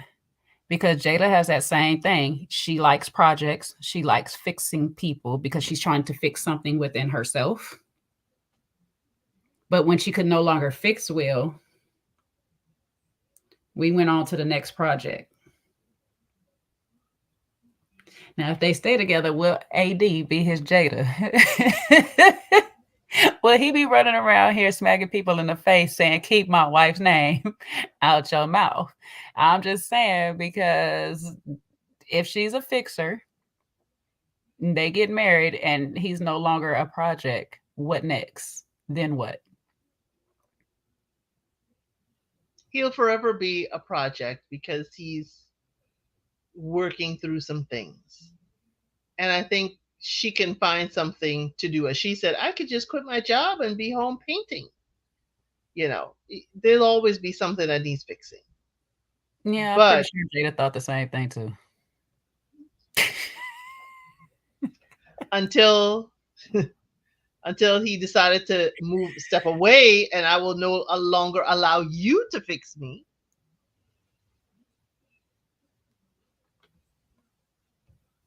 Life of Budge, we never doubted that she's a project. You need to go back and watch our 1 through 6 our 1 through 6, because she's looking for the validation just as much as he is. People that I'm telling you from experience, I'm a healer. Like, I'm one of them type of people that like fixing up people. Look, we be looking for, I like fixing them up. Like, I do it from a distance now. I'm not putting you in my personal life to do it no more. So I'm here on this thing trying to fix people. Okay. Y'all not stressing me out no more. My mama has stressed me out enough. But I used to like the projects of it all. I like the people that I can work with and this, that, and the third. But there's a thing that about it is we get validation and feeling like we did something, we made you something better or whatever and stuff like that. Even though there's a hole in our heart when you're better, you no longer need us, you're moving on and all this stuff like that. There's that little bit of validation is to say, I got this person to this place. And there's a validation in the fact that that person needs us. So yes, AD is just as much of the problem as Clay, just like Jimmy is just as much as a problem with Chelsea or whatever. But Clay's biggest problem is he has a fear, and he just because he's honest, I love him. I love the honesty. The honesty, I said it earlier, the honesty will have me working with him. That's why she's working with him. Because of honesty. That would be the reason I would be sitting over here trying to talk about, I got you, boo. I can fix you. Let me upgrade you. Okay. Let me get my Beyonce, y'all. Hello. Okay. The honesty will have me in there doing some foolish stuff. My little dark arts be at play against myself sometimes. My method, my method is different. I would leave the business cards for about 6 therapists in the area, and then you gonna have to handle that for yourself. I will be here to support if you want to talk about your session or whatever. Or for me, I know I need to not be around you after a session so you can debrief and you can come back, because therapy sessions leave you raw. But I will, you need my help, I will help you to a point. I will get you the information, and then you need to pick up the information and carry it yourself. I can't tell you or make the appointments for you, or you offload on me. I got my own baggage to carry. I am my own bag lady, and I'm trying to make sure it's just small enough to be a carry-on to fit in the overhead compartment. I can't take on your baggage. So I'm going to, and that's how I am with friends too. I will provide you with the information that you need for you to go and succeed. Now, all of that healing and fixing, I reserve for my children. That healing and fixing, what I'm saying is that extending myself. I'm not going to extend myself for him.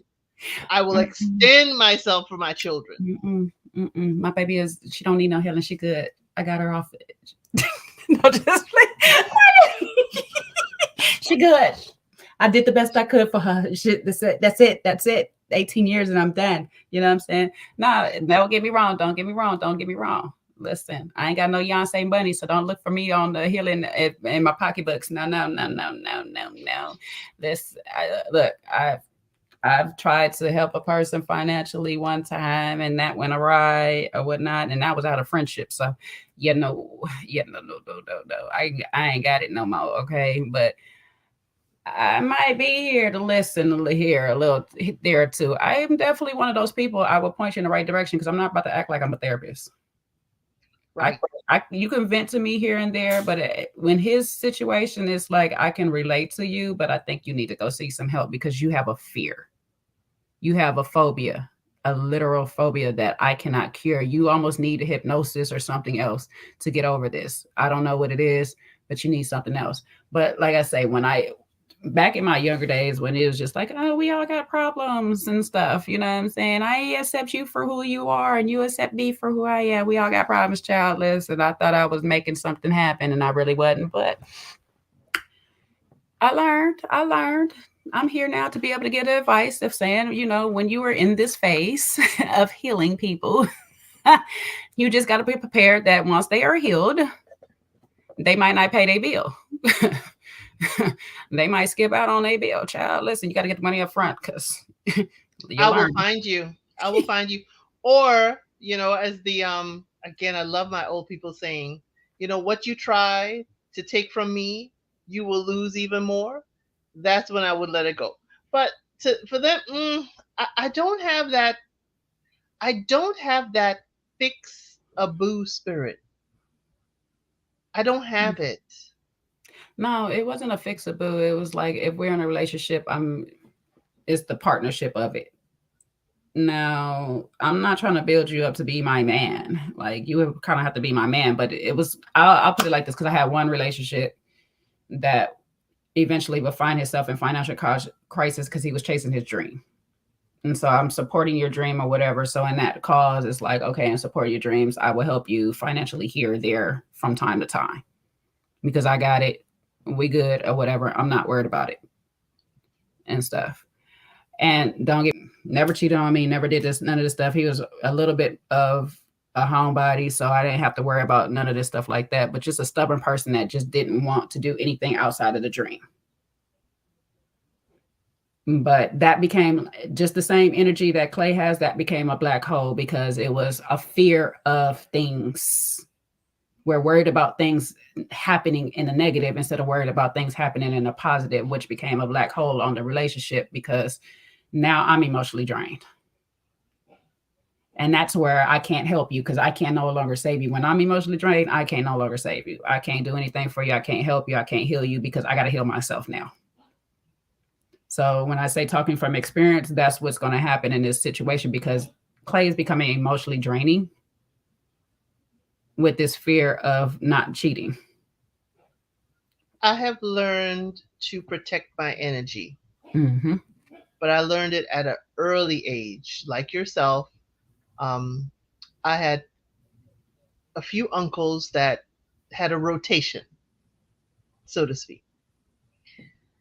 And you could see what it, just like Clay, you could see what it does to a family dynamic, but our family dynamic is such that it's not our business. If you're the new wife, we welcome you with all arms. We still talk to the other wife because she got children too.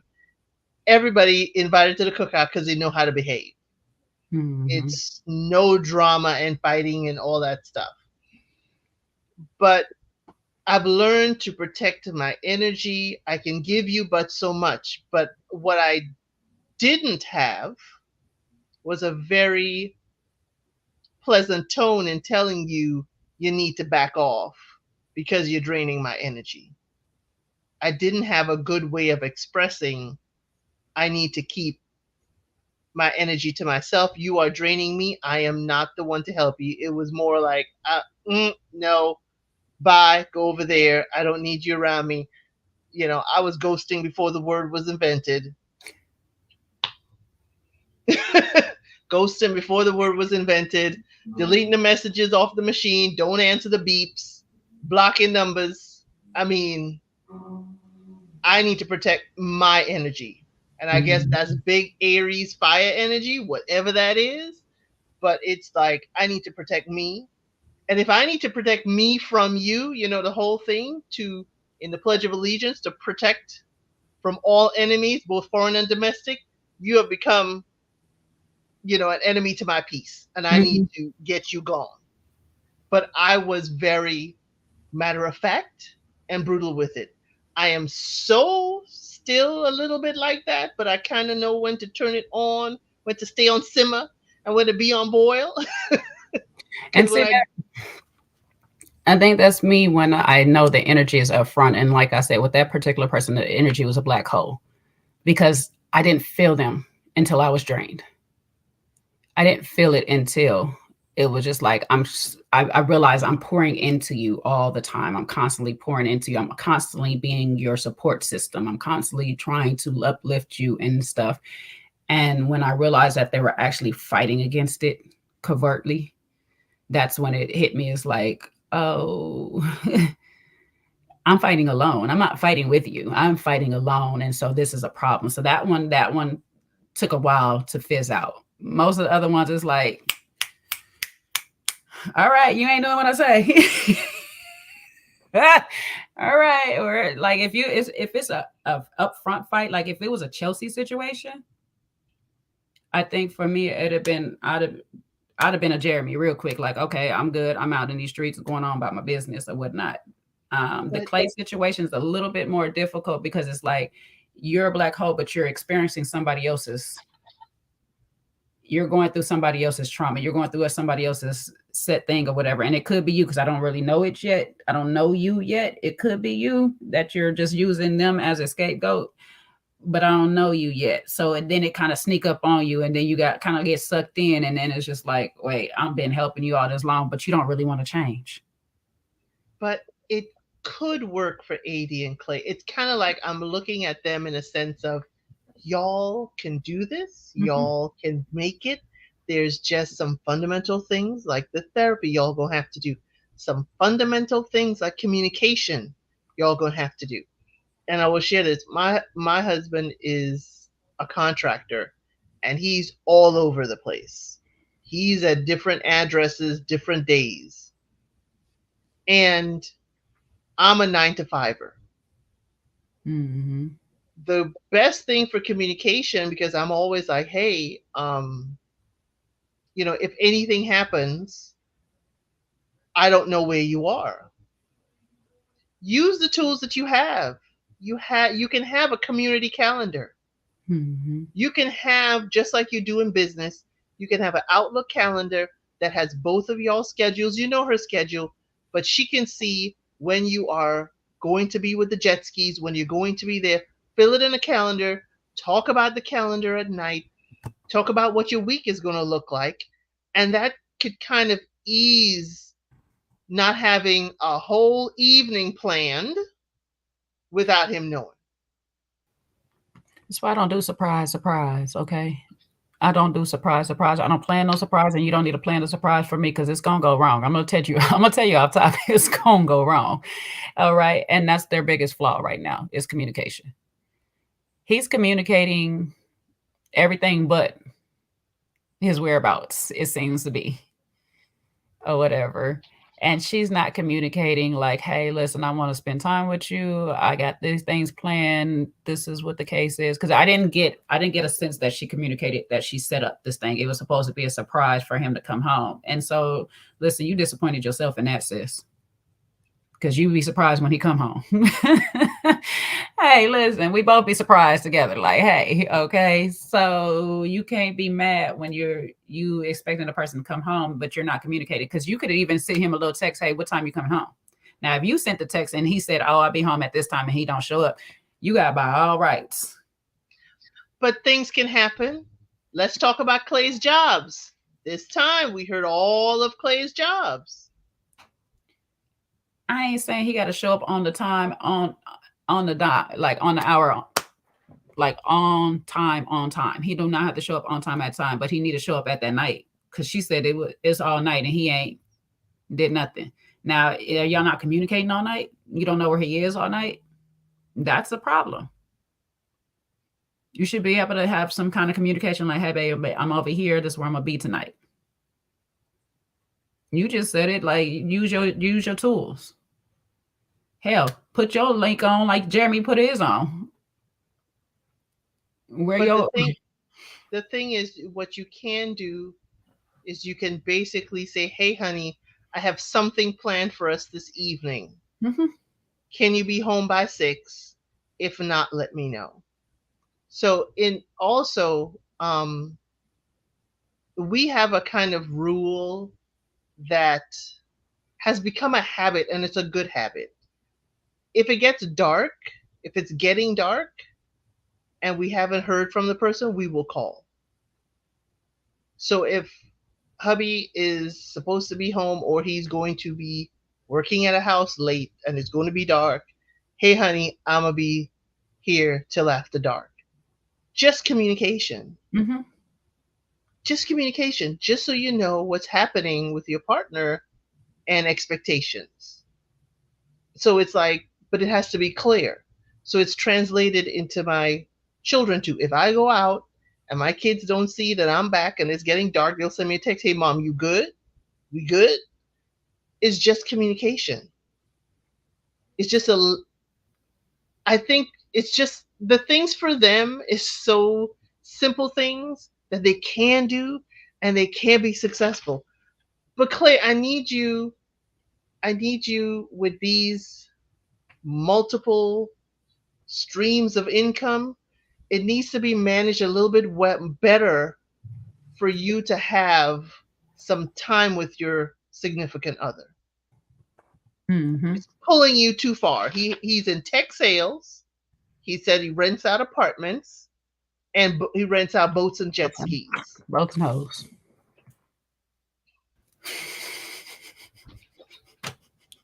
I couldn't help myself. I'm sorry. I know you couldn't help yourself. But I mean, again, he has so many things. I hope you're renting out apartments close to the water and the people are getting the boats and the jet skis at the same time. or these are three things pulling you completely different areas? It should be convenient for yourself at this point, because listen, the Airbnb come with the boat. Like that's how it should be. Like we've written it all together, and I just got to make sure y'all gassing up and doing what y'all need to do. However, this is my biggest gripe that I would have for Clay if this is to be true. If you are being honest about everything in your life, that's not even including directly in your life, i.e., your parents. I need you to be honest about your location, your whereabouts, and your comings and goings. Because if we want to be transparent about my dad has been cheating and taking me around while he was cheating and this and that, and I never seen anybody be faithful and all this stuff like that, you should be just as transparent about which property you own, which one you going to next, where you got to be for the rail center, if you got to set up tech supply somewhere and stuff like that. That should be all transparent as well. Because you're not going to be sitting here trying to create insecurities within me by having all this conversation about stuff I didn't need to know about. I don't need to know about your dad's infidelities. So you don't put that into my head, my presence or anything like this, but then you want to sit here and be this closed off when it comes to location and all this. Don't do that. Don't do that, because the fact that you're already depending on this lady for so much emotionally, you don't need to sit here and break her. She need to be as strong as possible to deal with you. So let's talk about her mama. Miss Jacqueline. Miss Jacqueline. Yeah, Ma. Listen, I liked what Ma said to her when she pulled her to the side. I liked what she said. You got to trust. You got to trust him like you trust yourself. And stop the trying. The trying is a procrastinating word. You never going to get to it if you keep trying. You just got to go ahead and do it. I see where AD gets the ability to pour into people. She gets it from Mama. She definitely gets it from Mama. And Mama sees him for it. It's like, listen, he is living through his parents' mistakes. Don't live through my mistakes. Don't live through his mistakes. Don't live through none of our mistakes. We made our mistakes. Those are ours. Make your own. But learn from ours. Yes. That's all you're supposed to do. And I mean, that's the best advice that you can ever give your child. Like, just learn from my mistakes. Don't let my mistakes hinder you or stop you from going out there to make yours or whatever, because yours is going to be made. No matter what you do, you're going to make your own. Just look at what we did wrong. Try to not to make those steps. You may fall into the same traps. I'm sorry. There are a lot of them out there. You may fall into the same traps, but as long as you didn't go down the same path that I went to. I told you that right there, that road right there, wrong road, baby, wrong road. Don't go down that road. Now, if you go over there and you fall off the cliff too, that's a whole different story. I didn't go that way. I don't know what to tell you. I just, even though she's saying don't make our mistakes and live your life, I just, the whole, your parents' relationship wasn't all that bad because they made it through 20-some years. I was like, can we backpedal? She's trying to look at the glass half full. Yeah. Half full of murky water. But she did say some great things. You've been making good decisions, up until this point. Don't stop. Time to figure out your own stuff. Time to do better than your parents. And how she raised AD. But, it's scary for me to hear the mother say that AD said she can follow him in his current state. Child, she said she'll follow him off a cliff. No, he'd be at the bottom to catch her. I said, say what now? Okay, well, I mean, if you trust him that much, that's probably why you're not asking him where he at night and all this stuff like that. So good luck to you, child, because I ain't trusting nobody like that. Child, I trust you as much as I could throw you. And since I can't. But when she talked about following him, and the mama talked about, they had a marriage for 20 some years, it told me I need to suffer and suffrage. That's what I heard. Woo. That's what I heard. I was like, is you telling her to go ahead and like let him cheat in peace? Is that what you're saying? I'm confused, mommy.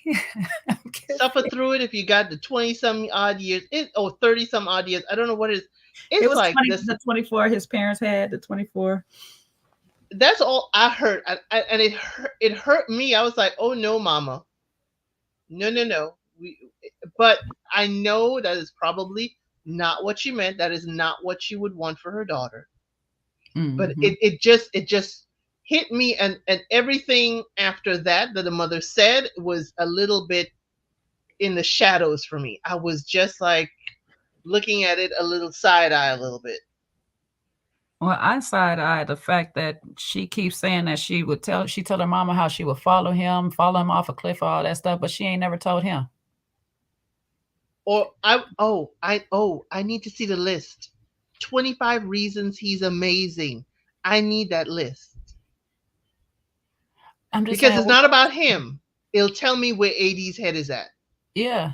But I'm just like, what are we communicating? How are we communicating at all? And he doesn't know that you even trust him enough to follow him. And he said he's not a leader. Not in relationships. Not in relationships. Okay. And before you jump off, the work is a relationship, because I know you're gonna say it. He means romantic relationships. He's already practicing the work relationships. Already practicing. Excuse me. Life at work. He's upholding those relationships. He's not cheating them out of money and payment. He is already working on foundations that can be transferred on relationships. I understand. We don't know. I understand. I am giving Clay the benefit of the doubt. I'm giving him the benefit of the doubt that he is doing right by his business. He's being successful.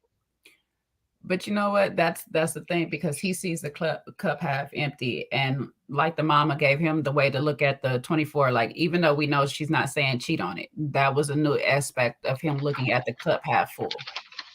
And so maybe he can hear this and look at, okay, I've been practicing being faithful in relationships because of my work relationships.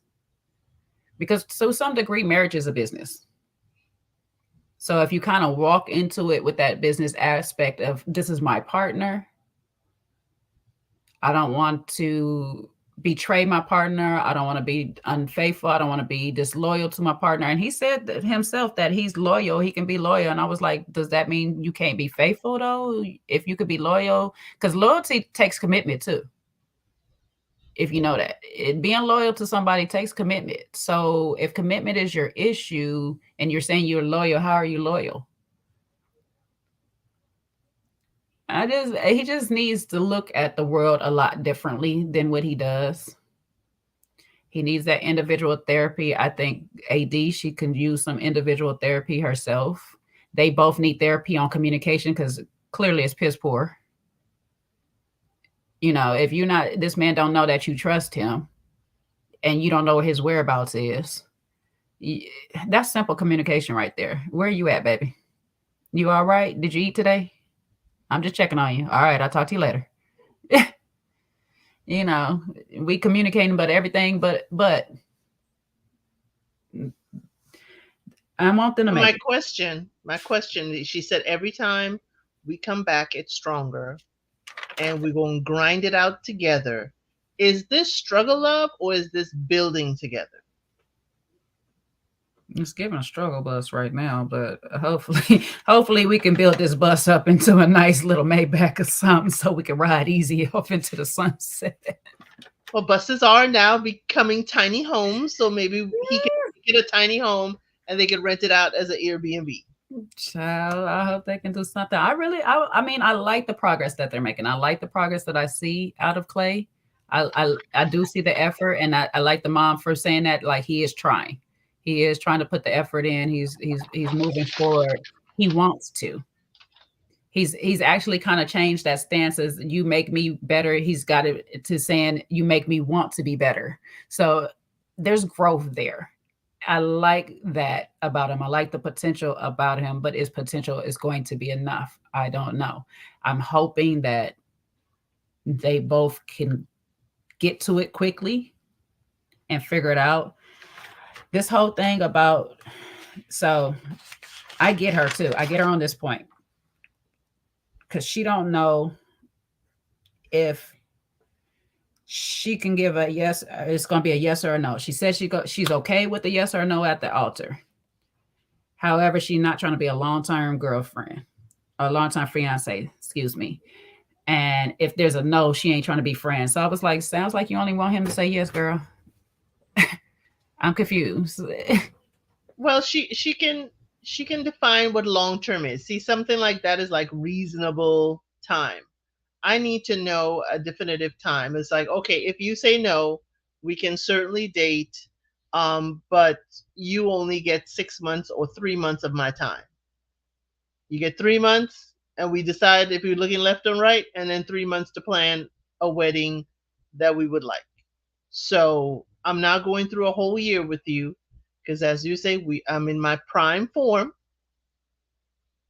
But my thing is, and I am hoping she told him what a long-term fiance is. What is her time? Now, my question for him is, he said he doesn't think that he's mature enough for marriage. Why are you on this show?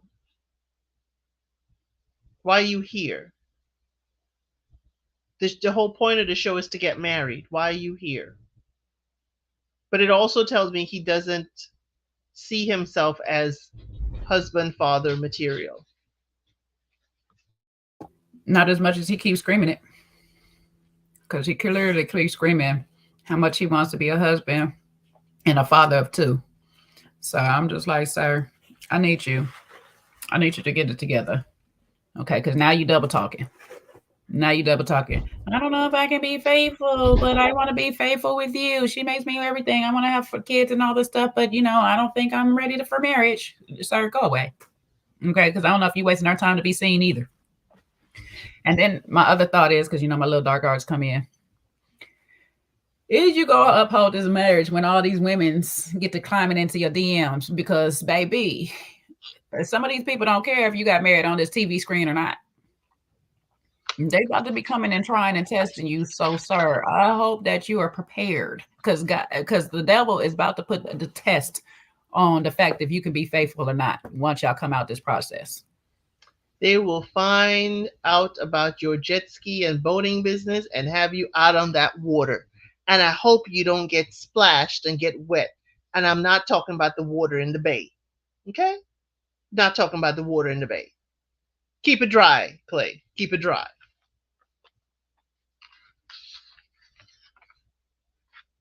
Not Get him.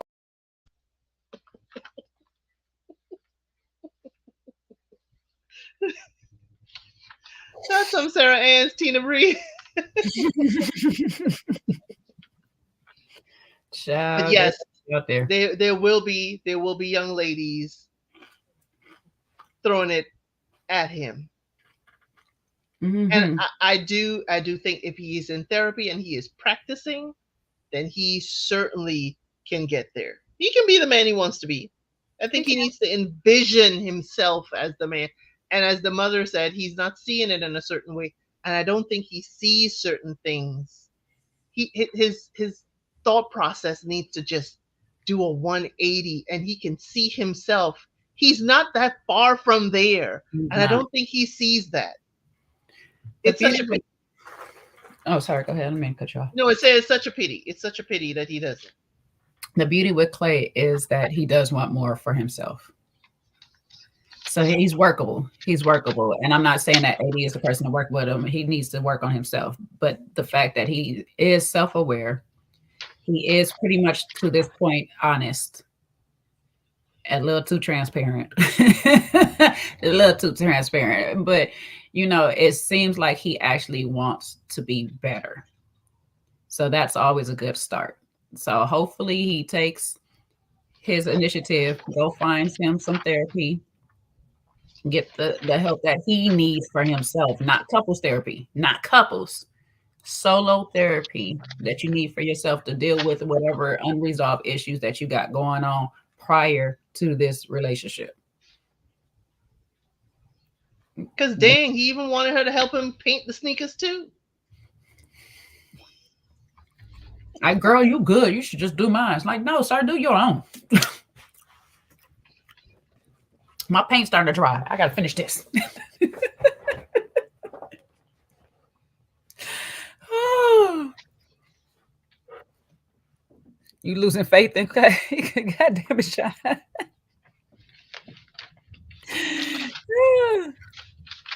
That's what it's given though. It's definitely giving self-fulfilled prophecy at this point. So that's why I'm like, he got to get that out of his heart because he's looking at the world all wrong. I'm thinking he was a thriller in the streets. Yo, he was a thriller. I think he already cheated while in the pods. Like, what the hell? You give it? That's what he give it. Like, he done made it over to the girl's side already. Somehow he done made it to the girl's side, and it got his little creep on. Like, bruh, she was way too consumed with it. But anyway, though. Anyways, before we completely move off of AD, Clay, Jimmy, and Chelsea, is there anything else that you wanted to say on these people before we move on? Some of the songs was bangers. Oh, they were. You know, you got me listening to them too now. I was like, or they were. Reading the lyrics. Because they're messy for putting the lyrics too on the screen. They're messy for that. They really are. But yeah, our final couple of the night. I think that's our final couple, right? Because we got through everybody else. Johnny and Amy. Our strongest couple. Let me do an honorable mention. Okay. AD's sister shows that the blessings of curvaceousness is in the family. And the little one just so cute with her little self. She's so cute. Her little pom-pom up there in the head. Oh, wait, before we go over to the last one, let's talk about these dresses. Okay. Or should we say that for last? Should we talk about the dresses last? However. Okay, no, we'll talk about the dresses now because we'll end on a positive note with Johnny and Amy because they was pretty positive this episode for me. I don't know if they was positive for you, but they was positive for me. Chelsea dress was Chelsea. It was given Chelsea, I guess. You know, I was like, we not doing. I'm like, y'all in the dress store, try on some options, baby. Get some. I miss the girls back in the day because the girls back then used to have about 4-5 dresses picked out. Like, listen, let me give you some looks, okay? And we about to go through all of these. I'm here, y'all. Chelsea, I was like, I'm not mad at it. I want to see it all the way fixed up, I guess, because I'm like,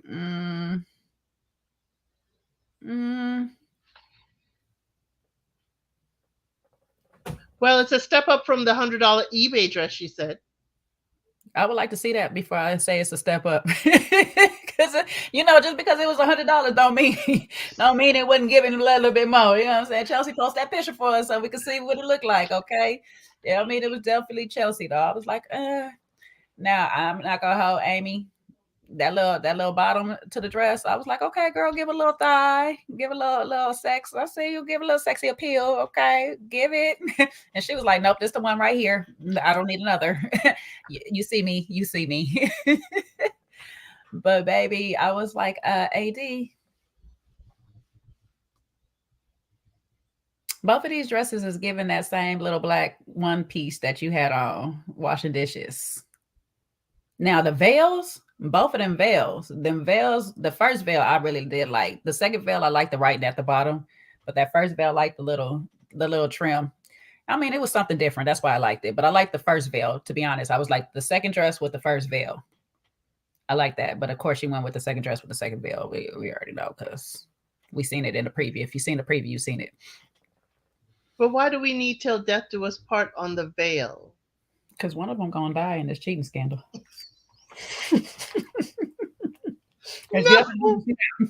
No. Definitely give a snap. Right. I'm like, why do we need to write it on there? First, I thought it was probably a wonderful pattern, just like, Hmm. oh my gosh, I just lost the train of thought. Oh, Prince Harry and Megan. the Duke and Or Megan? Duchess. Oh, okay. Then. Yes. Thank you. That it was flowers or some type of special embroidery at the bottom. But until death do us part, and in bold letters, capital at that. I'm like, It wasn't even calligraphy. It was like, oh, bold. I like the first one. I like the little shimmer that was on the first one. I Yes. was like, you should have Yes. stayed with that one to me because that gave the dress, the plainness of the dress, a little pop. Now, baby, it hit them curves. It do hit them curves the way it's supposed to hit them curves. So I'm not even mad at the plain, and I like the slit. The second dress, I was like, definitely go with the second dress because the slit, I need that little thigh you giving. He need that little thigh you giving. Like we need something. But I was just like, it is just so plain. But to each his own. To each his own, because I can't imagine what I have. It'd be somewhere similar with a little pop. Each of them, you saw that, got a different song. Mm-hmm. Name them songs. Go ahead. Name them tunes. Chelsea song was "You're More Than Enough. You Won't Find a Better Love." AD's song was lost in a place where time stood still. And Amy's song was "You Got the Hold of Me." Production was coming out. I mean, where is the discography? I don't know. They need Where's to go the ahead. Spotify? They need to go ahead. I would be banging that. Mm-hmm. Because they had some playlists out here. Run. I was like, wait, why are we running through the argument? Okay. Man, listen, they was doing their daggone thing. I'm not mad. The mamas was giving her little spiel. I liked it. It was cute to see. I like that with Amy and her mom because she was like, listen, I didn't even think you would get a chance to see me walk down the aisle. Let's be honest, mom. I felt for that for AD. When she Mhm. said that, I was like, please don't put the camera on AD. Please don't put the camera on AD. Yeah, because I see how hard it was for her to even hit deceased on her dad not being there. She had to have play Yes. through it or whatnot. I was like, oh, I mean, it's still recent. And what she said 2 years prior, just something like a year or 2 years, she lost her dad. So that's why I said real quick on them too. He needs to go to his solo therapy. She needs to go to grief therapy or whatnot, and then possibly some other therapy because I think she's still dealing with a lot of that going on too. So she got a little bit of therapy that she needs to do. And if they still a couple and they make it, they need to go to a couple of couples therapies. And they need to tip their hostess because AD was popping the bottles like she was at the VIP room. Baby, I said, come through with jobs. Come through with jobs. She's like, let me show you how to pop these. I seen her. I said, get your party on, girl. Get your roll on. Everybody get your roll on. Now, do you think of Clay differently now that you know he's from Jersey? Nah, but I do think of him differently when I seen his friends. I said, okay, friends, listen, because Both named Josh. Both named Josh. that pissed me off when I seen it too. I was like, look, it's Josh J and Josh U. Oh, God damn it. And 2 more J's. I ain't got time for this. I'm already confused on the J's. Listen. But when he said that thing, like this was the man that see me had my first date, and he gonna be the man that see me had the last, and then that same friend was talking about this is for there and then forever. And I was like, I don't like the way you said forever, bro. Support your man's. He happy, be happy for him. Like, go find somebody else to be they first on the streets with. Find you a new streets, buddy. Good Lord. Get your ass off the streets yourself. Shit. What the hell? Now you got me cussing on my goddamn strand. The friend kind of pissed me off a little bit. I was trying to root for him. He did, and I saw some of Clay's, I'm done crying. I'm tired of crying. And I'm like, no, my guy, this is when you're fine to show emotion. This is also a time to show emotion. But it's like, I gotta hold it in for my boys. My boys are here. You gonna cry? No, I done cried enough already. Like, bro, you gonna cry. Because wait till she put that leg pop on you. Your boy's gonna be crying too. That's what she said. She said, I want it to be like my second reveal. I was like, okay, well, if you want to be your second reveal, okay, I'm gonna leave her alone in the dress she chose. Hopefully it works. Hopefully it works out. Hopefully it work out. I mean, I'm just saying, maybe that store wasn't giving much. Because sometimes you do walk into some of these little stores and they don't have many dresses for you to choose from. And so maybe their dress store wasn't giving much at all. But anyway, though. So our Final little dates? power couple, huh? Final dates? Yeah. Oh no, not the final day. We still gotta get our power couple before we can go into Oh, our or the dates. best couple? Let Yeah, Jimmy our get best mad couple at us. awards. Our best couple award goes to Johnny and Amy because they've been working it out. Okay. We've also worked out the birth control of it all. We have figured out that Johnny is scared of getting a little snip and stuff. So he's making excuses, but it's okay. Jay, it's major surgery. They cut and get her all the way up in there. It's okay because Amy And decided. it's not 100%, and it's not always reversible. And listen, they got new pills out for men, but he don't want to be the test pig. Okay, it's okay. He don't want to be the test subject, but he's okay with you being the test subject. But wonderful enough for him. Amy is okay with that too because she was thinking about it prior to meeting him because her doctor has been urging her. She's told us this several times, whether it's true or not. It will help regulate her system, it says. And sometimes it actually does. Sometimes it actually does help some women.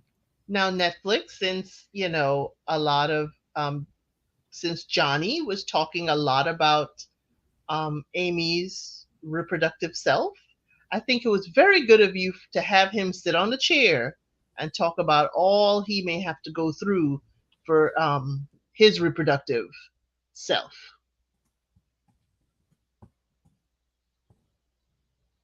I was like, oh yeah, they made him sit there and tell the details. And he watched some videos too.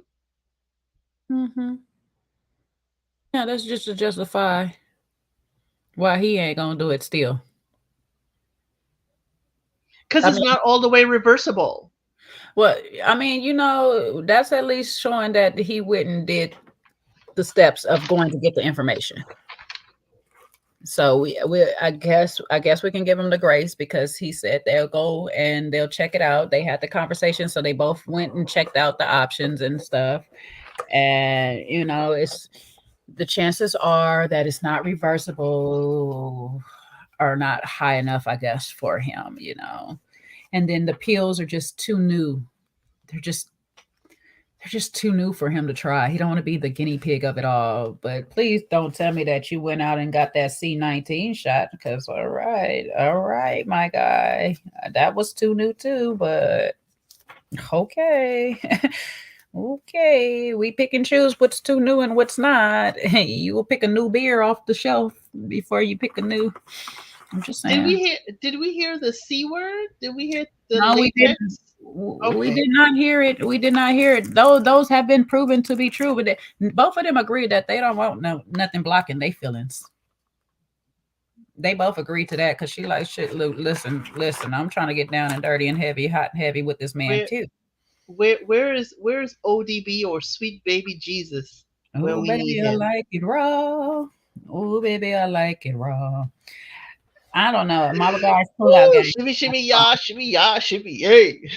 And he was like, yay, yay, we gonna do it. I said, congratulations to you both. I'm glad y'all came to a decision on who gonna go ahead and take this risk.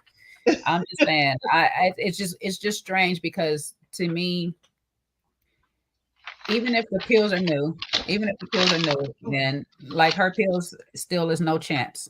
There's no chance with the pills, but at least your little guys recycle. They filter out. Unfortunately, her eggs are stuck in her, so whatever she puts in her is stuck in her too. So I understand her point of saying her doctor is saying this may help regulate some other aspects of her, but at the same time, whatever she puts in her body, it stays with the eggs. Those eggs inherit whatever she puts in her body. So if she drank, she smoked, she want to quit, but she won't. That's stuck in her body. So whatever of chemicals, hormones, whatever these pills put into her, those are potentially stuck into her body as well. But hey, they have I come to just a decision. I just would like to talk more about his trials and tribulations since, usually, and this is for equal opportunity, usually it's more a male dominated species speaking about a woman's body.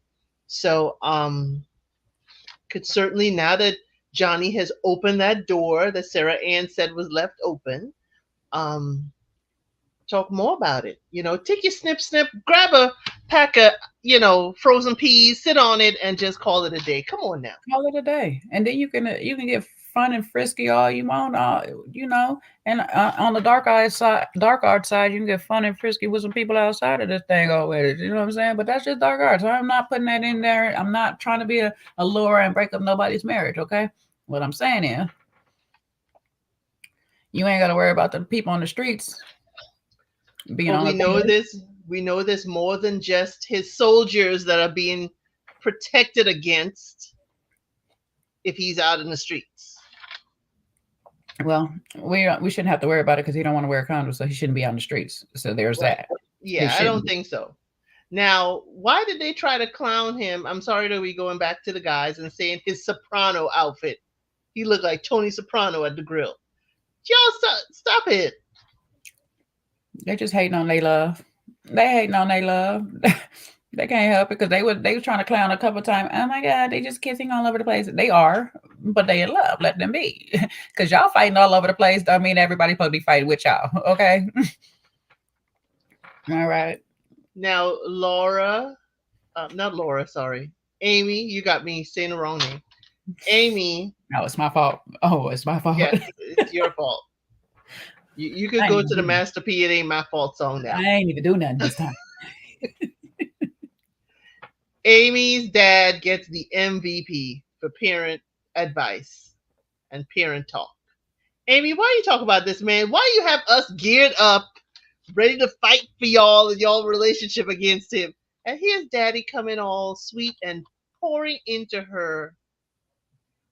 I mean, as wonderfully as I would think any dad or father figure would pour into the young lady in his life. Child, It he poured was into amazing. Amy so much that AD probably felt it. Child, look, okay, because I felt it. I was like, oh, I was, Daddy, hey, Daddy, I just want to say I love you. I was, I loved her dad. He came in, he was like, have a seat. I'm telling you, have a seat like this is my home. Like, let me start here and stuff. He was like, listen, I prayed for a man to come and take my spot, to be a provider, protector, a lover, father for my daughter. She's always going to be my little girl since I brought her here at 5, watching her run home to me after school. She always going to be my little girl. Understand this. That was a warning if you didn't get it, Yes, Johnny. yes. That was a warning. It was a very nice, subtle warning, but it was a warning. That's always going to be my baby girl. This is an inconvenient way of finding love. But if she says she found love, I'm going to stand by her. I'm going to stand for her. I just need the man that's going to stand in my place to be upstanding like me. No ifs, ands, and buts in betweens about it, okay? And I like Johnny in this moment because Johnny was like, "Can I?" That's the only blessings we heard. Now, editing could have cut the rest of them out just to make this one feel more special or whatnot. Don't really know, but I appreciate Johnny because he knew how much that was important to her as well. And Daddy, Chef's kudos to you. kiss. Chef's kiss, daddy. Daddy said it all. She was duly emotional. Johnny was very well quiet and absorbing. He was understanding this man is telling me his expectations. This Mm-hmm. man is telling me the playbook. And if I just listen, I won't fall by the wayside. If I just listen. Mm-hmm. Johnny understood the moment. Everybody in that moment understood it. Even the bees and gnats didn't come and disturb that moment. I also like how Johnny approached the whole conversation. He was like, "Listen, I'm coming in. I'm coming into the family. I got my own little set of ways. I got my own little way, but I'm not trying to come in to take over. I'm coming in to listen, observe, and learn. Or what you trying to teach me? Or what you trying to teach me as I go forward coming into this family? What should I know? What should I learn? Let me know." It was it gave what it needed to give, and as you said, her picking up the phone and say daddy. So it makes me wonder, is daddy inserting himself a lot in your relationships, or are you calling him for his assistance? She It's a wait calling. and see thing. I'm getting that she's calling when it goes wrong. She's been rebellious. It's giving she's been rebellious a little bit for a while. And when things go wrong, daddy is there to pick her up and bring her back. Like, I'm gonna be here for you always. But also I'm gonna tell you about yourself when you hear or whatnot. But the Is way her, he did that, are her parents divorced? that's what I was trying to figure out because I was like, they don't seem like they are together or That's what whatnot. I was trying to figure Yep, out because I not was me, like, not me over here. My bad. But yeah, I'm guessing they're not because they didn't come together. She brought the mom to the fitting and not to that. I can't remember on the divorce of her parents or not. If y'all in the chat and y'all remember if they mentioned it, please let us know because I don't recall. Is it, there's a question, is it weird to cuss in front of your parents? The question is it weird to cuss in front of your parents? I guess you need to know your parents. Well, Where's I that? have a girlfriend that won't even drink in front of her mother.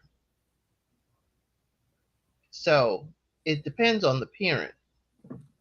Because in my Um, household, yeah, it depends. In my household, sometimes I feel weird cussing in front of my dad, and sometimes it just come out. My sister definitely don't give a daggone hoots about cussing because she a sailor. Okay, that one's military bound, so she cussing inside, outside, everywhere, out there. Now the N word is what actually pisses my dad off. He can't stand when we use it. Okay, and she just freelance do that. She be pushing boundaries with him. yeah, we cannot use the N word in any capacity. It is not allowed. And Yeah. that was from my grandfather. Cousin, I am a rehabilitated sailor. I Hmm. am a rehabilitated sailor. Even so much, my son was like, "Mom, you've never even said the B word in front of me." And I'm like, there is a reason, because I'm not going to have you speaking like that going out into these streets. But I'll curse in front of my mother, in front of the adults in my family. It's fine. Hmm. It's fine. Yeah, the only one I didn't really is my grandmother. Mad respect, but my grandmother never. My grandmother was kind of like you, where we heard her say one curse word and it was ass, and me and my cousin looked at each other and clutched our pearls, like, "Oh my god, did she just cuss? Like, where did this come from?" And she was, "Oh shoot," but she never. We never experienced her cussing, so it was so weird to hear. So I just respect, out of respect for her, I don't do it. But sometimes when we having just conversation and we're telling back stories or whatever, it may fly. Now I don't be all MF this, but FF this, and just keep going through all the whole sentence. But here or there, it may come out or whatnot. Now my biological, on the other hand, child, that thing you can't get a word but the cuss words. That's all the word. That's the only word you understand with her. That's the only word you understand with her. Like, shoot, I don't know what else she said, but she said MF or something. Now, I have some sailor uncles. I have, they have some friends that you as a kid, you understand what they're saying, you don't repeat. But I have Mm-hmm. a very, it's not cursing, but it's a very powerful story about how your children can get you into trouble. So I used to take my son to daycare every day. Now I say daycare because he is too young for elementary school. And I'm thinking I am listening to the most wholesome radio station. I was listening to the Tom Joyner Morning Show. Tavis Smiley was on then, and Dean Whitman or D. Whitman had a segment on there. But they used to call it and pronounce it D. White Man. So the segment was, don't ask me, ask D. Whiteman. But it's Dean Whitman. Mm-hmm. My son in daycare did not wish to answer a question and said that to the teacher. And I get a call.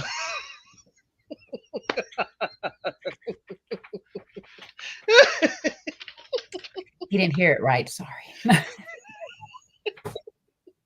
So it taught me the power of, he's hearing this every day in the car on the way to daycare. So he's going to regurgitate. So again, even before he was born, I was a reformed soldier. I was taught, expand your vocabulary. Cursing is low-hanging fruit. Mm-hmm. Low-hanging fruit. I laugh right now because my little nephew, my sister likes to say shit. You know, they pick up because the emphasis that you say the word with, that it's something about how they hear it. And so he's over here talking about some shh. Shh. I said, listen here, don't start this. Because I used to laugh too, because my little cousin, that was her word too, because her mom used to be always in stuff with the accent, the bleacher accent, shit man. Her mom used to say it all the time. So she running around the house, shit man. I was like, see, they pick up on those words because the emphasis you put on them or whatever. Right. And it sounds great. So it's like, ooh. So now, the boys, well, not now, but when the boys have their video games and you're able to play with your friends, well, those kids are sailors. Mm-hmm. That's what Ari said about her boys. It's not going to happen, but my kids know if I hear you say that, you get your internet privileges taken. But they'll be like, what the, and stop. Mm-hmm. And say they get violations when they do that in video game. When my son's friends got hit with a 30-day suspension. Child, I had to laugh one day because, like I say, my biological in this day and era for like all my adult years is MF this, F this, that, and the third. Child, but I got in trouble from singing TLC's little interlude, just a sprinkle of the day, watch your hoe fade away, have your hoe been sprinkled today. I say that, and she cussing me the heck out. Like, don't you be cussing this stuff. I said, wait, what? Child, listen. But it's a lot of things in front of my daddy I won't do, but there's a lot of things I do. So I just say, know your parent, because some of them will still backslap you no matter how old you are. And I'm not about to tell y'all to cuss in front of your mama and you get backslapped. You're not going to come over here and blame me, okay? You're not going to come over here and you get hit with with the pocketbook like Candace, okay? But I always tell my boys, I was not born your mother. I was not born your mother. The woman today is not the one in her 20s because she was a sailor. I wasn't born your mother. Mm-hmm. Yeah. So there's the answer to, I mean, if you don't feel comfortable around your parents doing it, don't. That's just that simple. If you don't feel that free with your parents or whatnot, don't do it. Hey, heck, I've gone to a bar with my mother and we've gone looking. I mean, I wish I can be that friendly with my mama, because if we go to the bar, she going drinking. She ain't trying to look at nothing but the alcohol, okay, baby? Oh, child. And then I got to carry her home. Yeah, no, I don't feel like babysitting. And it's possible I'm going to get cussed out on the way home. No deal. No fun. No bueno. No fun at all. Okay. And I'm glad the lady that raised me, who I call my mother or whatnot, I'm glad that she don't really drink. So I ain't got to worry about it too much. And if she started to drink, she over there talking about she sleep. And she don't really cuss either. So it's like with her, I don't, if I cussing around her, that must mean I'm talking to somebody else. I'm not cussing around her or to her. And that's the thing too. are you cussing at the parent? Because if you cussing at my parent, child, best believe y'all might be on the streets fighting. So yeah, I don't know. I don't know. But yeah. Anyways, Amy and Amy and Since Johnny. we're on Amy and Johnny, maybe we could talk about their last date first. Okay. I like that glamping. It was a cute Where place. is that spot? I know, that's what I said. It's a cute little location. I was like, that's nice. You pull Okay. the car up right to the door. I like this. I was like, everything's already set. Maybe I need to go to North Carolina a little bit more, see what's over there. It sounds like some stuff is over there. Okay. I gotta call my friend. Actually, I'm supposed to. Now, if I ain't got no invite to the wedding now that I think about it, like, I'm supposed to be going to a wedding out there, but I don't know what's happening. I ain't seen nothing on them getting married anymore. I got to check on my friends. They might not be getting married. But I need to go over there because that was a nice spot. I liked it. It was wonderful. I love the canvas tent look. Their song was "You Got Me, I Got You. We don't need no parachute. Fly with me."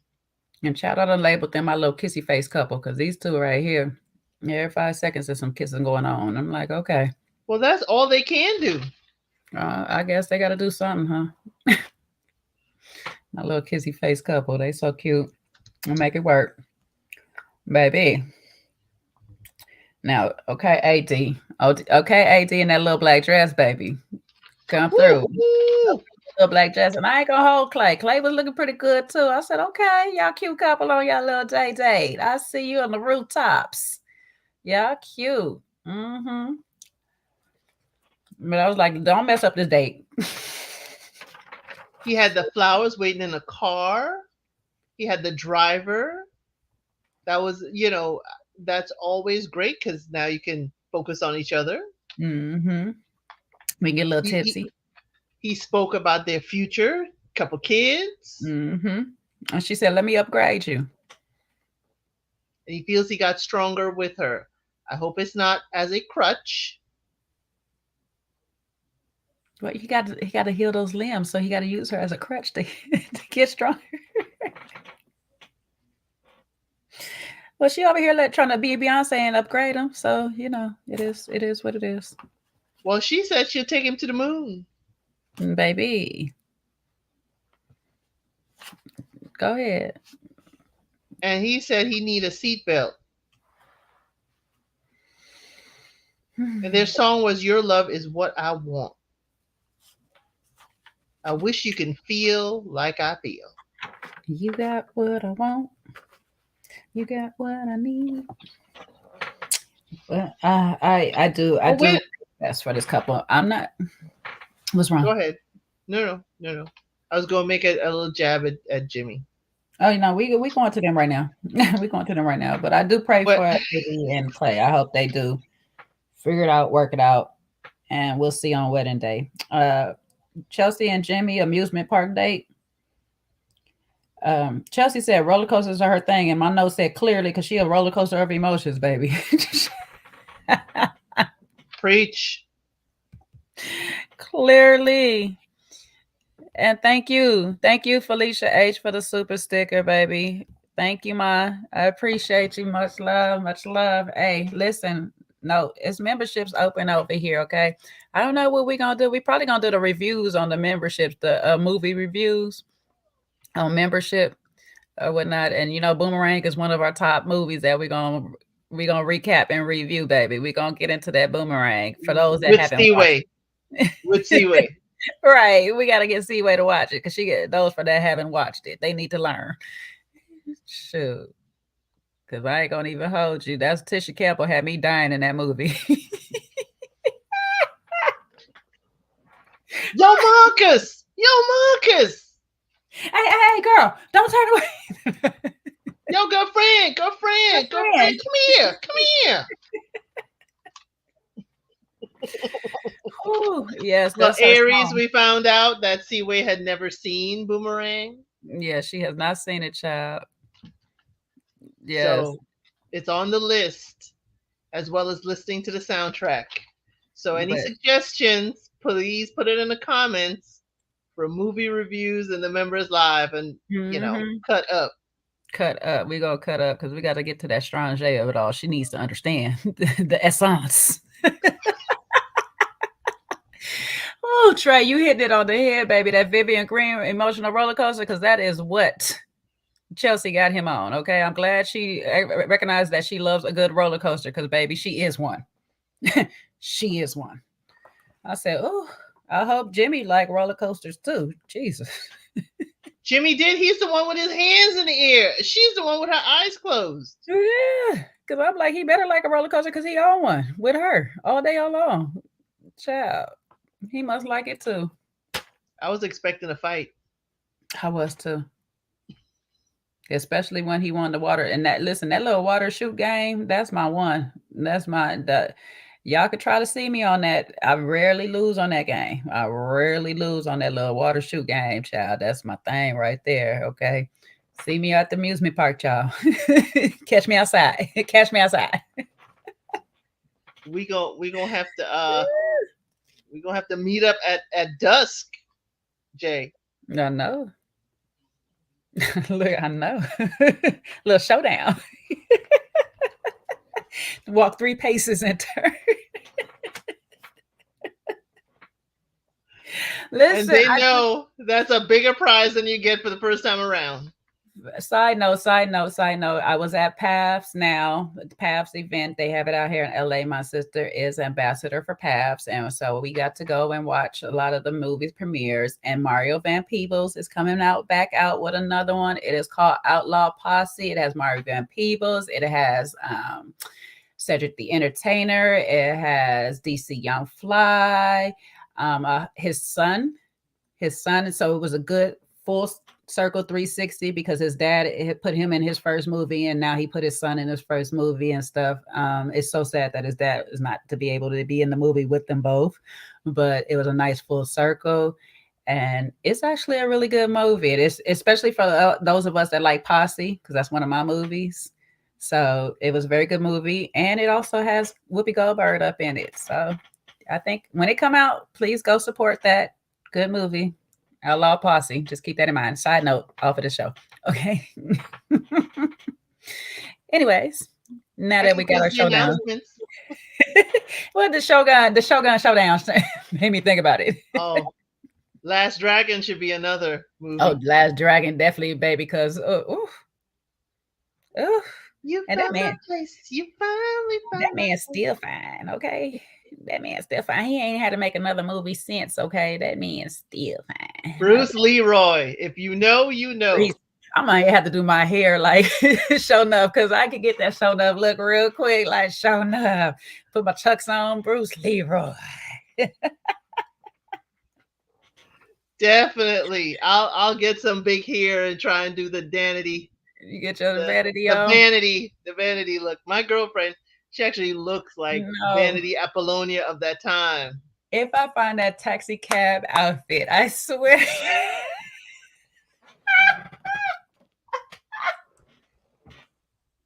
You have to run it. Oh my gosh. Oh. We were waiting for you. We were waiting for somebody to say that. Who's the master, Trey? Oh, you got to enter the glow, baby. Enter the glow. It let your soul glow. I know that's not that movie, but still. I'm from Kew Gardens.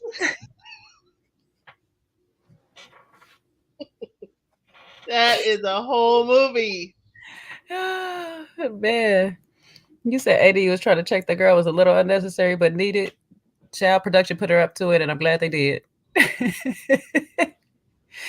Sounds like it's coming from me. Sounds like it is. No, it's not. If you feeling like something, then maybe you need to check yourself. It's like, oh, okay, AD.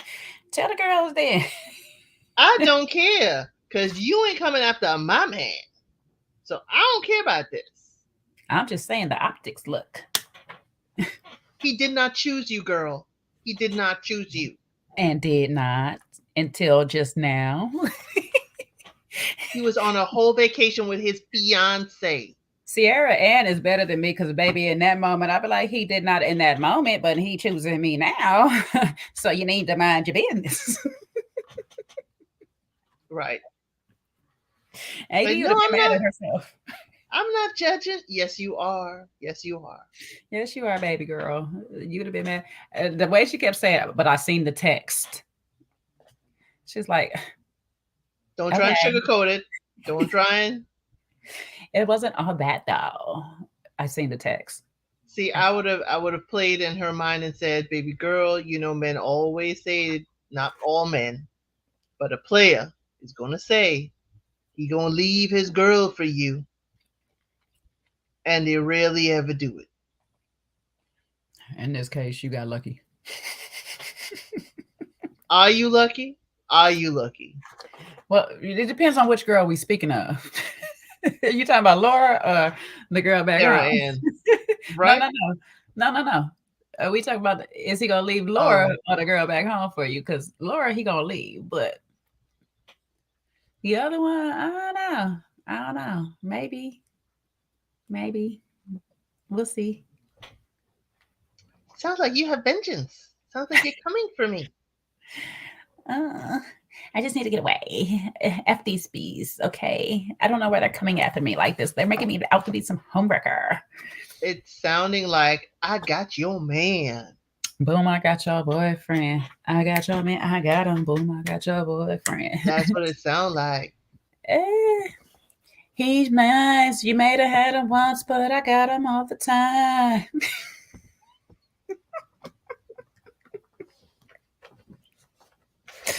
Ooh. Ooh.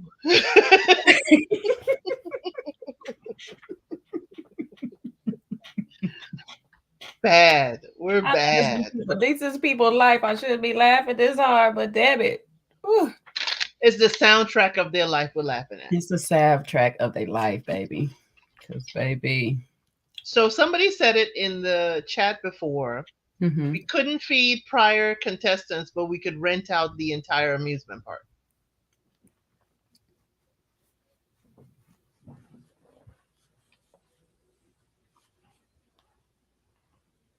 Hello?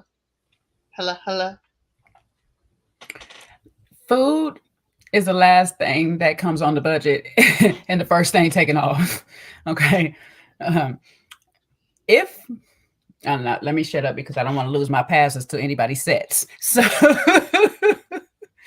I'm just saying there's some sets out there that you got to feed yourself however long you on set for. Yeah, food is the last thing on the budget and the first thing taken off. So if we exaggerated a lot of the other things in the budget, yeah, we can't eat. Figure out where y'all gonna get your energy. I mean, we buy tons of alcohol. Tons. So why you want to add more calories by food? Now, come on now. Come on. Especially since we need you to act irrational so Hello. we can have footage. Hello. Okay. I need you crying all up and down this lake house. I need you crying and carrying on all up and down this lake house about how these people ain't ish and you don't care about them, but you're going to cuss them out as soon as you see them. I need that.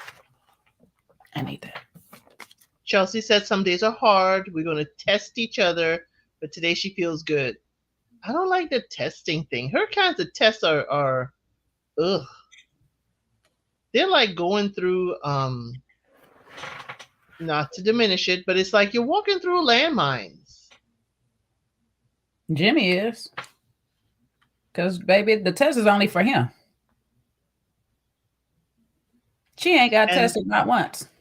And then he said he has no doubt that she's his person, but he's got no smile on his face. None. I told you he be swallowing the words when he say I love you every time now. I don't know why he fighting. He's betraying himself at this point. Jimmy is betraying himself, and he is not to be trusted, child. He about to be out there with Jess if he could, or somebody else that look like a Jess. So he about to be back with the friend.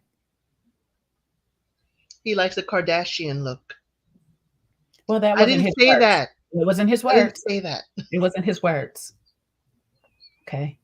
That was Jeremy's. Jeremy out here looking up everybody in the pod. Like, here's your connection, and here's your connection, and here's what your connection look like.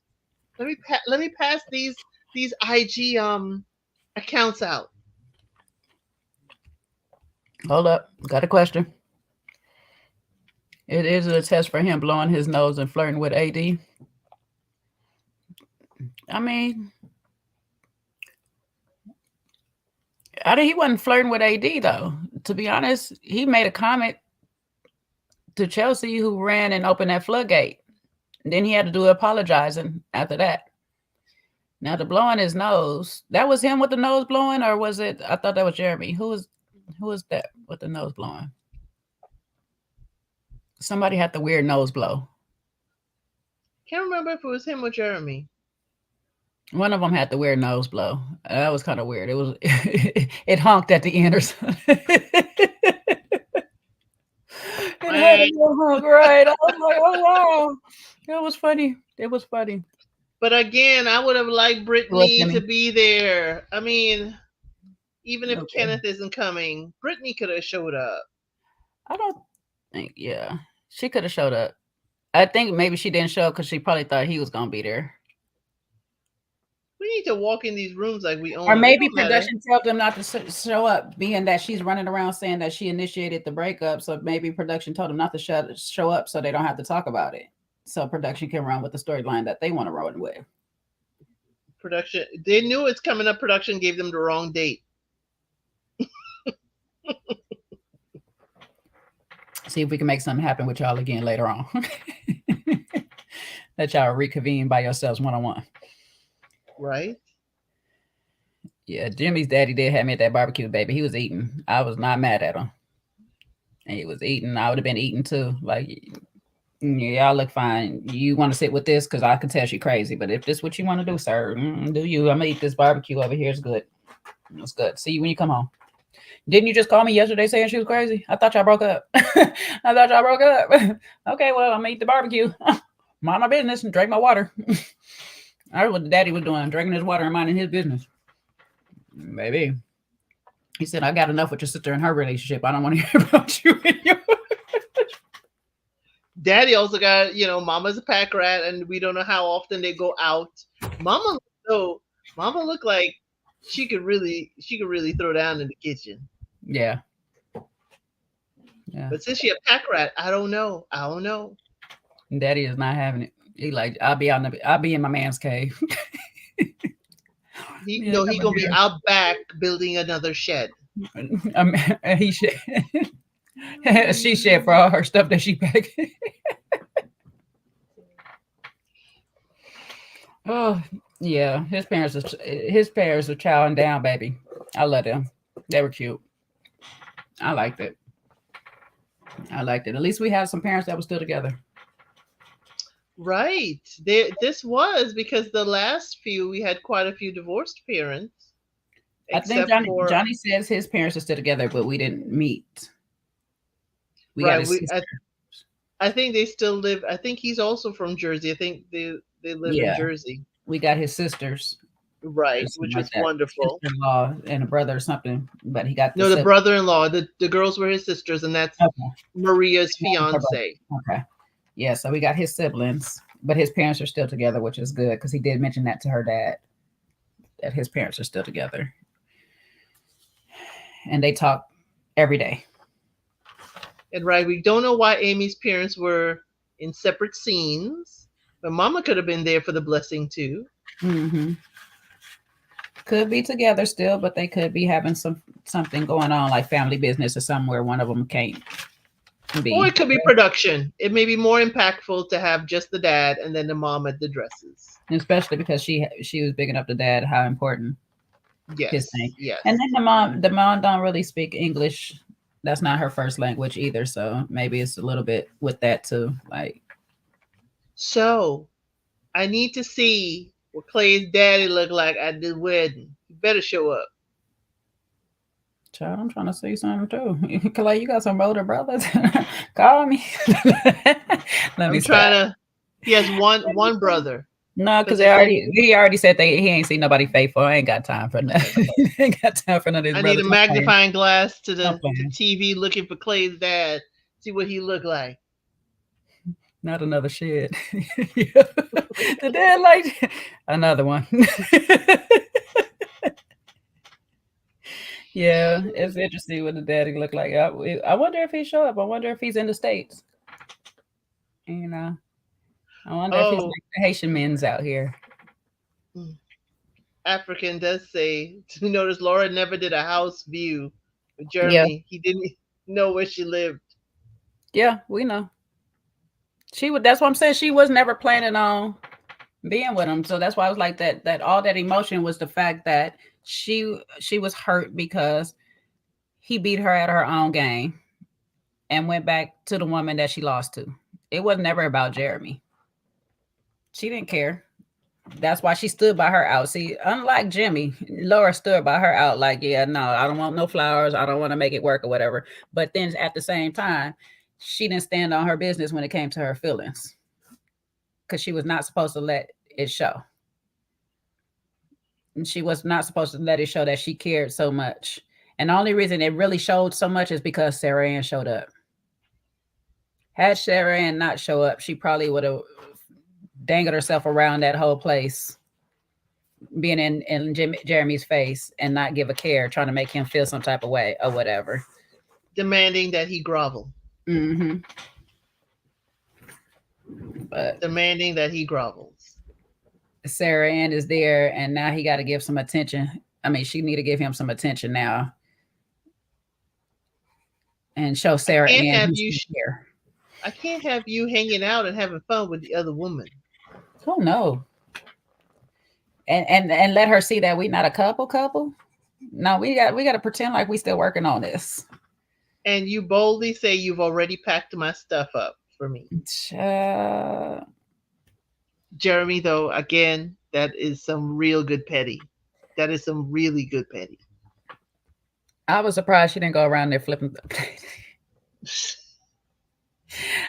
surprised she didn't go around there flipping tables, baby, because Jeremy said.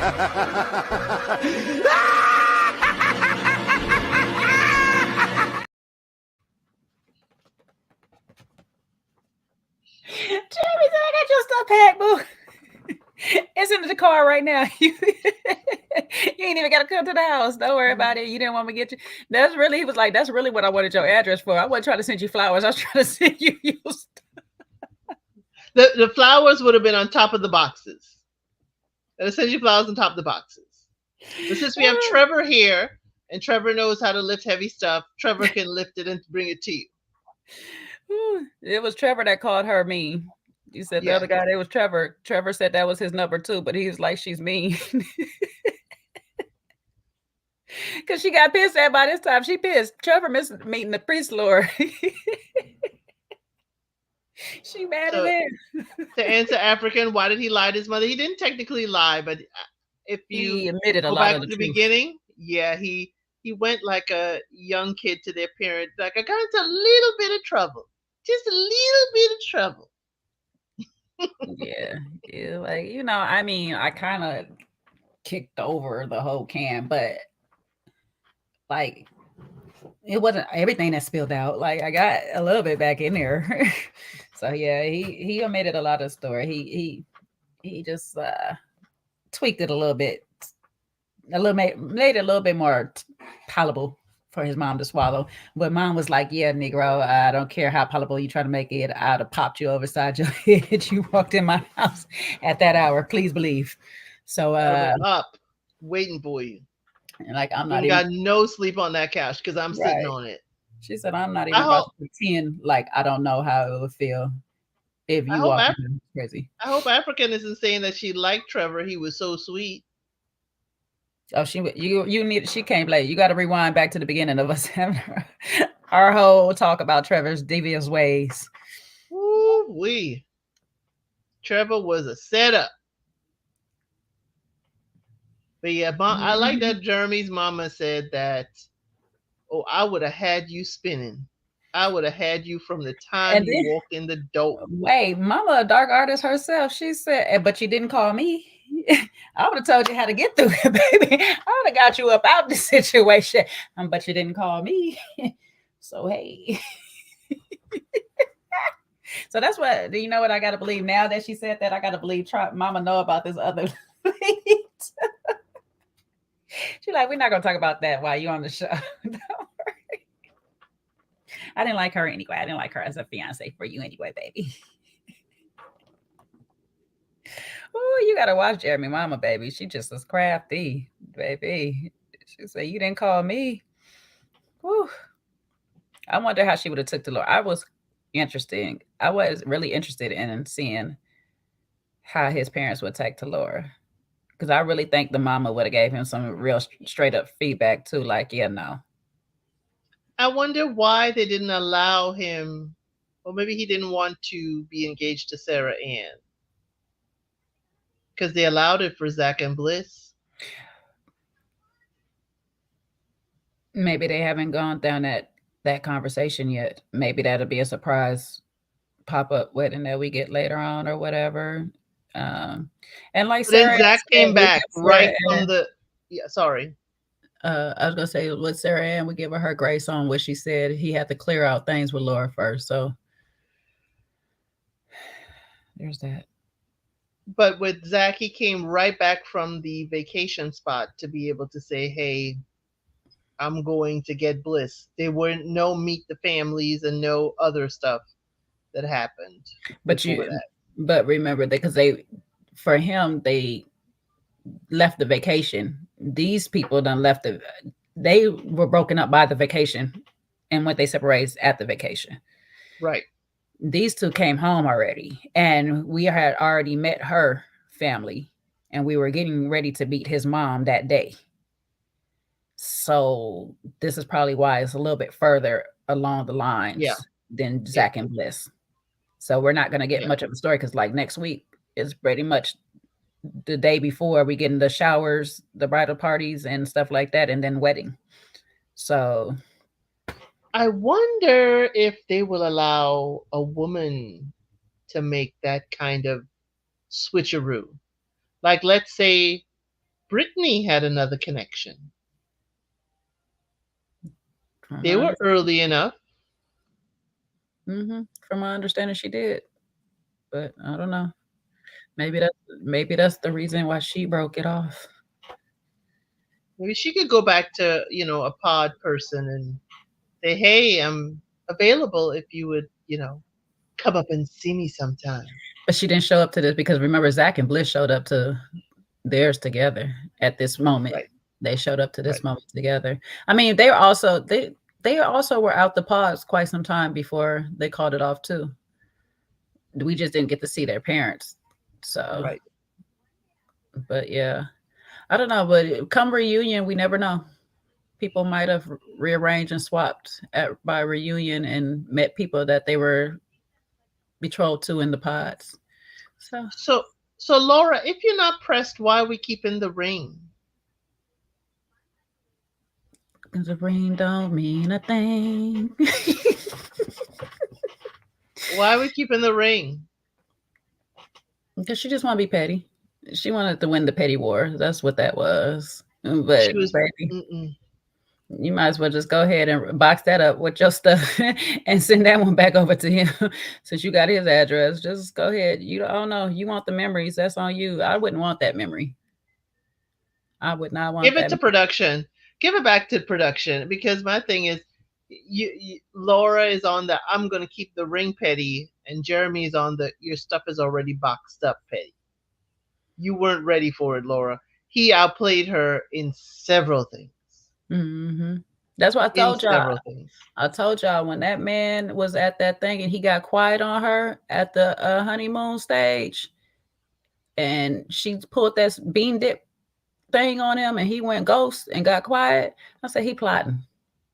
Yeah, a lot of people did what believe me and saying, oh no, he outed it. He got caught. This is just a rookie mistake, this and stuff. He not a real player. That man was plotting, because how quickly he packed that stuff up and was like, Bobby, gotcha, bitch. Gotcha. like, cause I'm like, dang, he was like 4 days later. listen, I tried to text you. You didn't respond. So I packed your things. I was texting you to figure out where you live so I can send you your things. But He said flowers instead. Flowers was code for thing. yeah, it was cold for things. But my guy said it's already packed. When she said, I'll come get them, he said, don't worry, it's already packed. You ain't got to go through the house trying to tear up nothing. Nothing at all, my guy. Like, I'm not even staying there, to be honest. I packed your things when I packed mine. So you might want to pick them up before they get the keys and lock your stuff up. I'm back at my house. And please don't show up over there. I got security. Laura, you lost your petty privilege when you left the apartment. Yep, that's what Sarian said. That's what he said. That man planned his exit from the honeymoon. In the DR, he was planning on leaving. He was trying to ride it out a little bit longer, but it was just, listen, little things she kept doing. She just kept doing little stuff. So he like, yeah, no, I'm good. He got to that man's house, told him he wasn't clean, and then got over there and then proceeded to say he was a Kellogg killer. Like, come on. Come on. Oh yeah, he the petty one. Mm-hmm. He the petty one for sure. No, Trevor wasn't on episode 9. Trevor comes back on episode 11. Trevor, we haven't seen Trevor since the pod. So since they left the pods, he don't come back until episode 11. He's mentioned in a few episodes, but he's not until episode 11 we see him. Yep. And my guy said, F around and find out. She did. She effed around and found out, okay? He definitely did show that too, Aries. He definitely did show Jimmy Jeff's picture and said she looked like the Kardashian. What did they say, Kardashian? How did Jimmy repeat it? Kardashian in the weight room or something? I said, what? The Kardashian in the weight room? He passed out everybody's pod X to them. Listen, at this he point, looked every name up.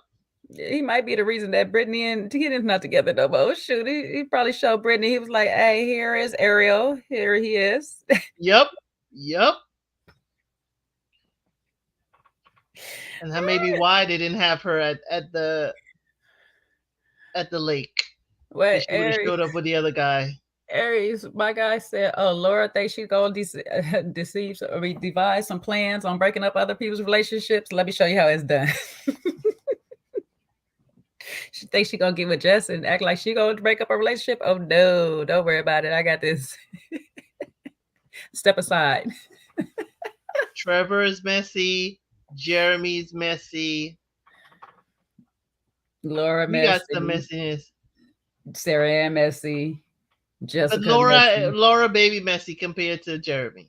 Oh, she definitely baby messy. She like Cynthia on Housewives messy. Like she's trying to get in there, but she don't really want to get in there, but she need to get in there. Like she mean. She just mean. She ain't even messy. She just mean. It's like Tom and Jerry baby Brutus. Big and mean. She just mean. That's all. Not hold my beer. That's basically what he did. Oh, child, yes. There's a few messy people up in there. Chelsea, a mess by herself. Yeah, you was with me, Trey. You was standing by me. You was standing by me through this because me and you was all he was really said that he was devising a master plan, baby. He was out there scheming and plotting, child. It was Pinky in the brain at that moment for that guy. He was planning on taking over the world, child. Thinking of a master plan. Hey. You know where I was going with it. They lucky you two don't let me play music. I will give y'all hits all day long, baby. Music. Don Juan Magic at the behind, just moving. Yeah, Jeramy was plotting and scheming, baby. Plotting and scheming. Child. At this point, he need to be on BMF. He could. He'd make a better gangster than they're saying Johnny's outfit was. Right. They really could. My guy was out here making plans. He said, I got plans for you. He was like, y'all like men with plans, huh? Well, I got one for sure. Watch this. Oh, oh, oh, oh. Poor Laura. Laura wasn't ready. Poor Laura. Poor Laura. Anyways, up, this the 3 hour mark. We hit this exactly okay for a 2 hour show. We did good, an hour and a half each episode, so we're doing good, y'all. We're doing good. While we mull around the mulberry bush. Right, because that's how we do it at this point, laughing at the pettiness. That's what we here for, baby. Cheers to the petties. Okay. Cheers to the petties. All right. Because it's nasty. It's nasty. Quick question. Who y'all think is gonna say yes at the altar? Y'all think all the couples gonna say yes? Well, I should say who say no because we know who gonna say yes. So we know one couple for sure. But do y'all think AD and Clay gonna say yes to each other? Do y'all think Jimmy and Chelsea gonna say yes to each other? You know what? It'd be crazy as hell if Johnny and Amy something crazy happened at last minute and they don't say yes. But right now, I think they gonna have a firm yes for each other. I got AD will say yes, and Jimmy is a no. Jimmy is a no. I hope Jimmy say no. That child, I really pray and hope he do. What you saying? I'm thinking AD may say yes and Clay may say no. Only because of all the pressure and everything. I'm thinking I'm hoping the men, or thinking the men would say no. Alexis F, are you the streets? Because I want your answer, not the streets. If you were the streets, I'm listening to you. But if you're not the streets, my problem with Jimmy saying no is that he better watch how he flying through that airport, because she gonna be around. Johnny was at the airport with Jess because they coming from the same place, I think. Yeah. But also Jess is linked up. She got her little professional Another show. Yeah, yes, from somebody from another show. So them two on the plane is nothing. And plus, Yeah. they got to keep it a little mystery, I think, for y'all at the thing to see what happens. Because if they seen them right now, we gonna automatically know that they said yes to each other, and we ain't even seen them at the altar. So We need to check. We need to check the marriage certificates at the I guess that's online what at the. Yeah. they're getting their marriage certificates and stuff next week, I guess. Yeah, we got to see if their marriage license is issued. I don't want to spoil it for myself. I want the surprise. Surprise, surprise. I want to come in like, no. You said no? What? How dare you? How dare you? Oh my God. It would tickle my fancy if Chelsea says no and Jimmy say yes. Lord Jesus, I would be like, say the what now? Jimmy would just do it to save face. Remember, Chelsea, it depends on who comes first.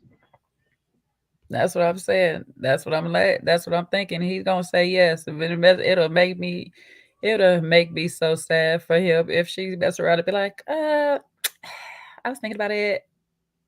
This is not gonna work. You're a pushover. And then leaves with Trevor.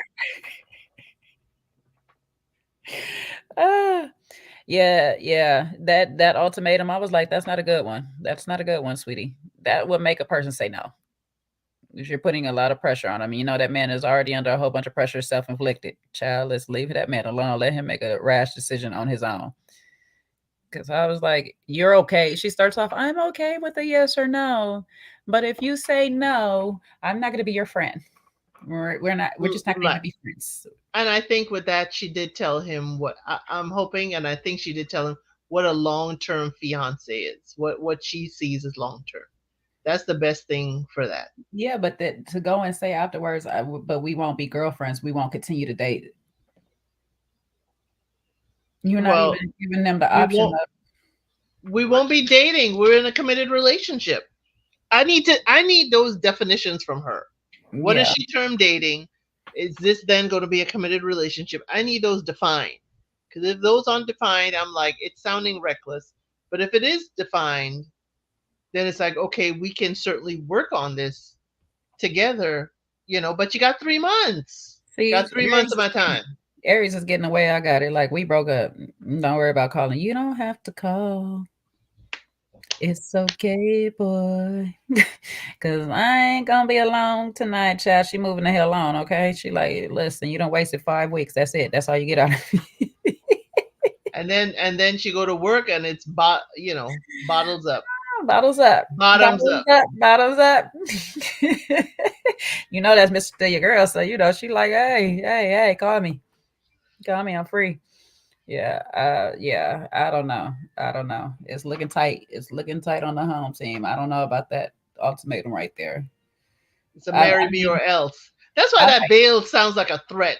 hmm I like your ultimatum better. Like, hey, listen, you got 3 months to get it together. You figure out your mind. Like, because me, y'all know, I'm a little like Clay when it comes to the marriage thing. I don't know, but I'd be like, for sure, it give me some more time to really see you, to really get to know you outside of this process. Like, I need just a little bit more time. I don't understand this whole we jump into this process. We know it's a short period of time. If we say no, we can't date after. I never understood that. I mean, I know some of these people come in and they try to date after and it doesn't work. And then other ones are just that hard. You turned me down at the altar. So no, especially if we're communicating prior. Like if you turn me down and we never have this conversation, I'd probably be like, yeah, no, then we don't need to date. But if we're literally having this conversation and say, hey, listen, if we go down this thing, you don't feel like now is just enough time for you to make a yes. Or we can date some more, but here's my time window. In that time frame, I need you to be getting it together, doing what you need to do for yourself. And if I don't see none of that happen within that time frame, we're good. I got 3 months on it. I know it's what they signed up for, but damn it, listen, you ain't gonna pressure me. I signed up to find somebody in the pods. Now I found you. Now let's go. Listen, we can have this TV wedding and get it paid for and stuff, or we can really have a real something. Jay, get out my head. That's what I thought of. It's like I signed up for production to pay for my wedding, not for me to pay for it later. Right.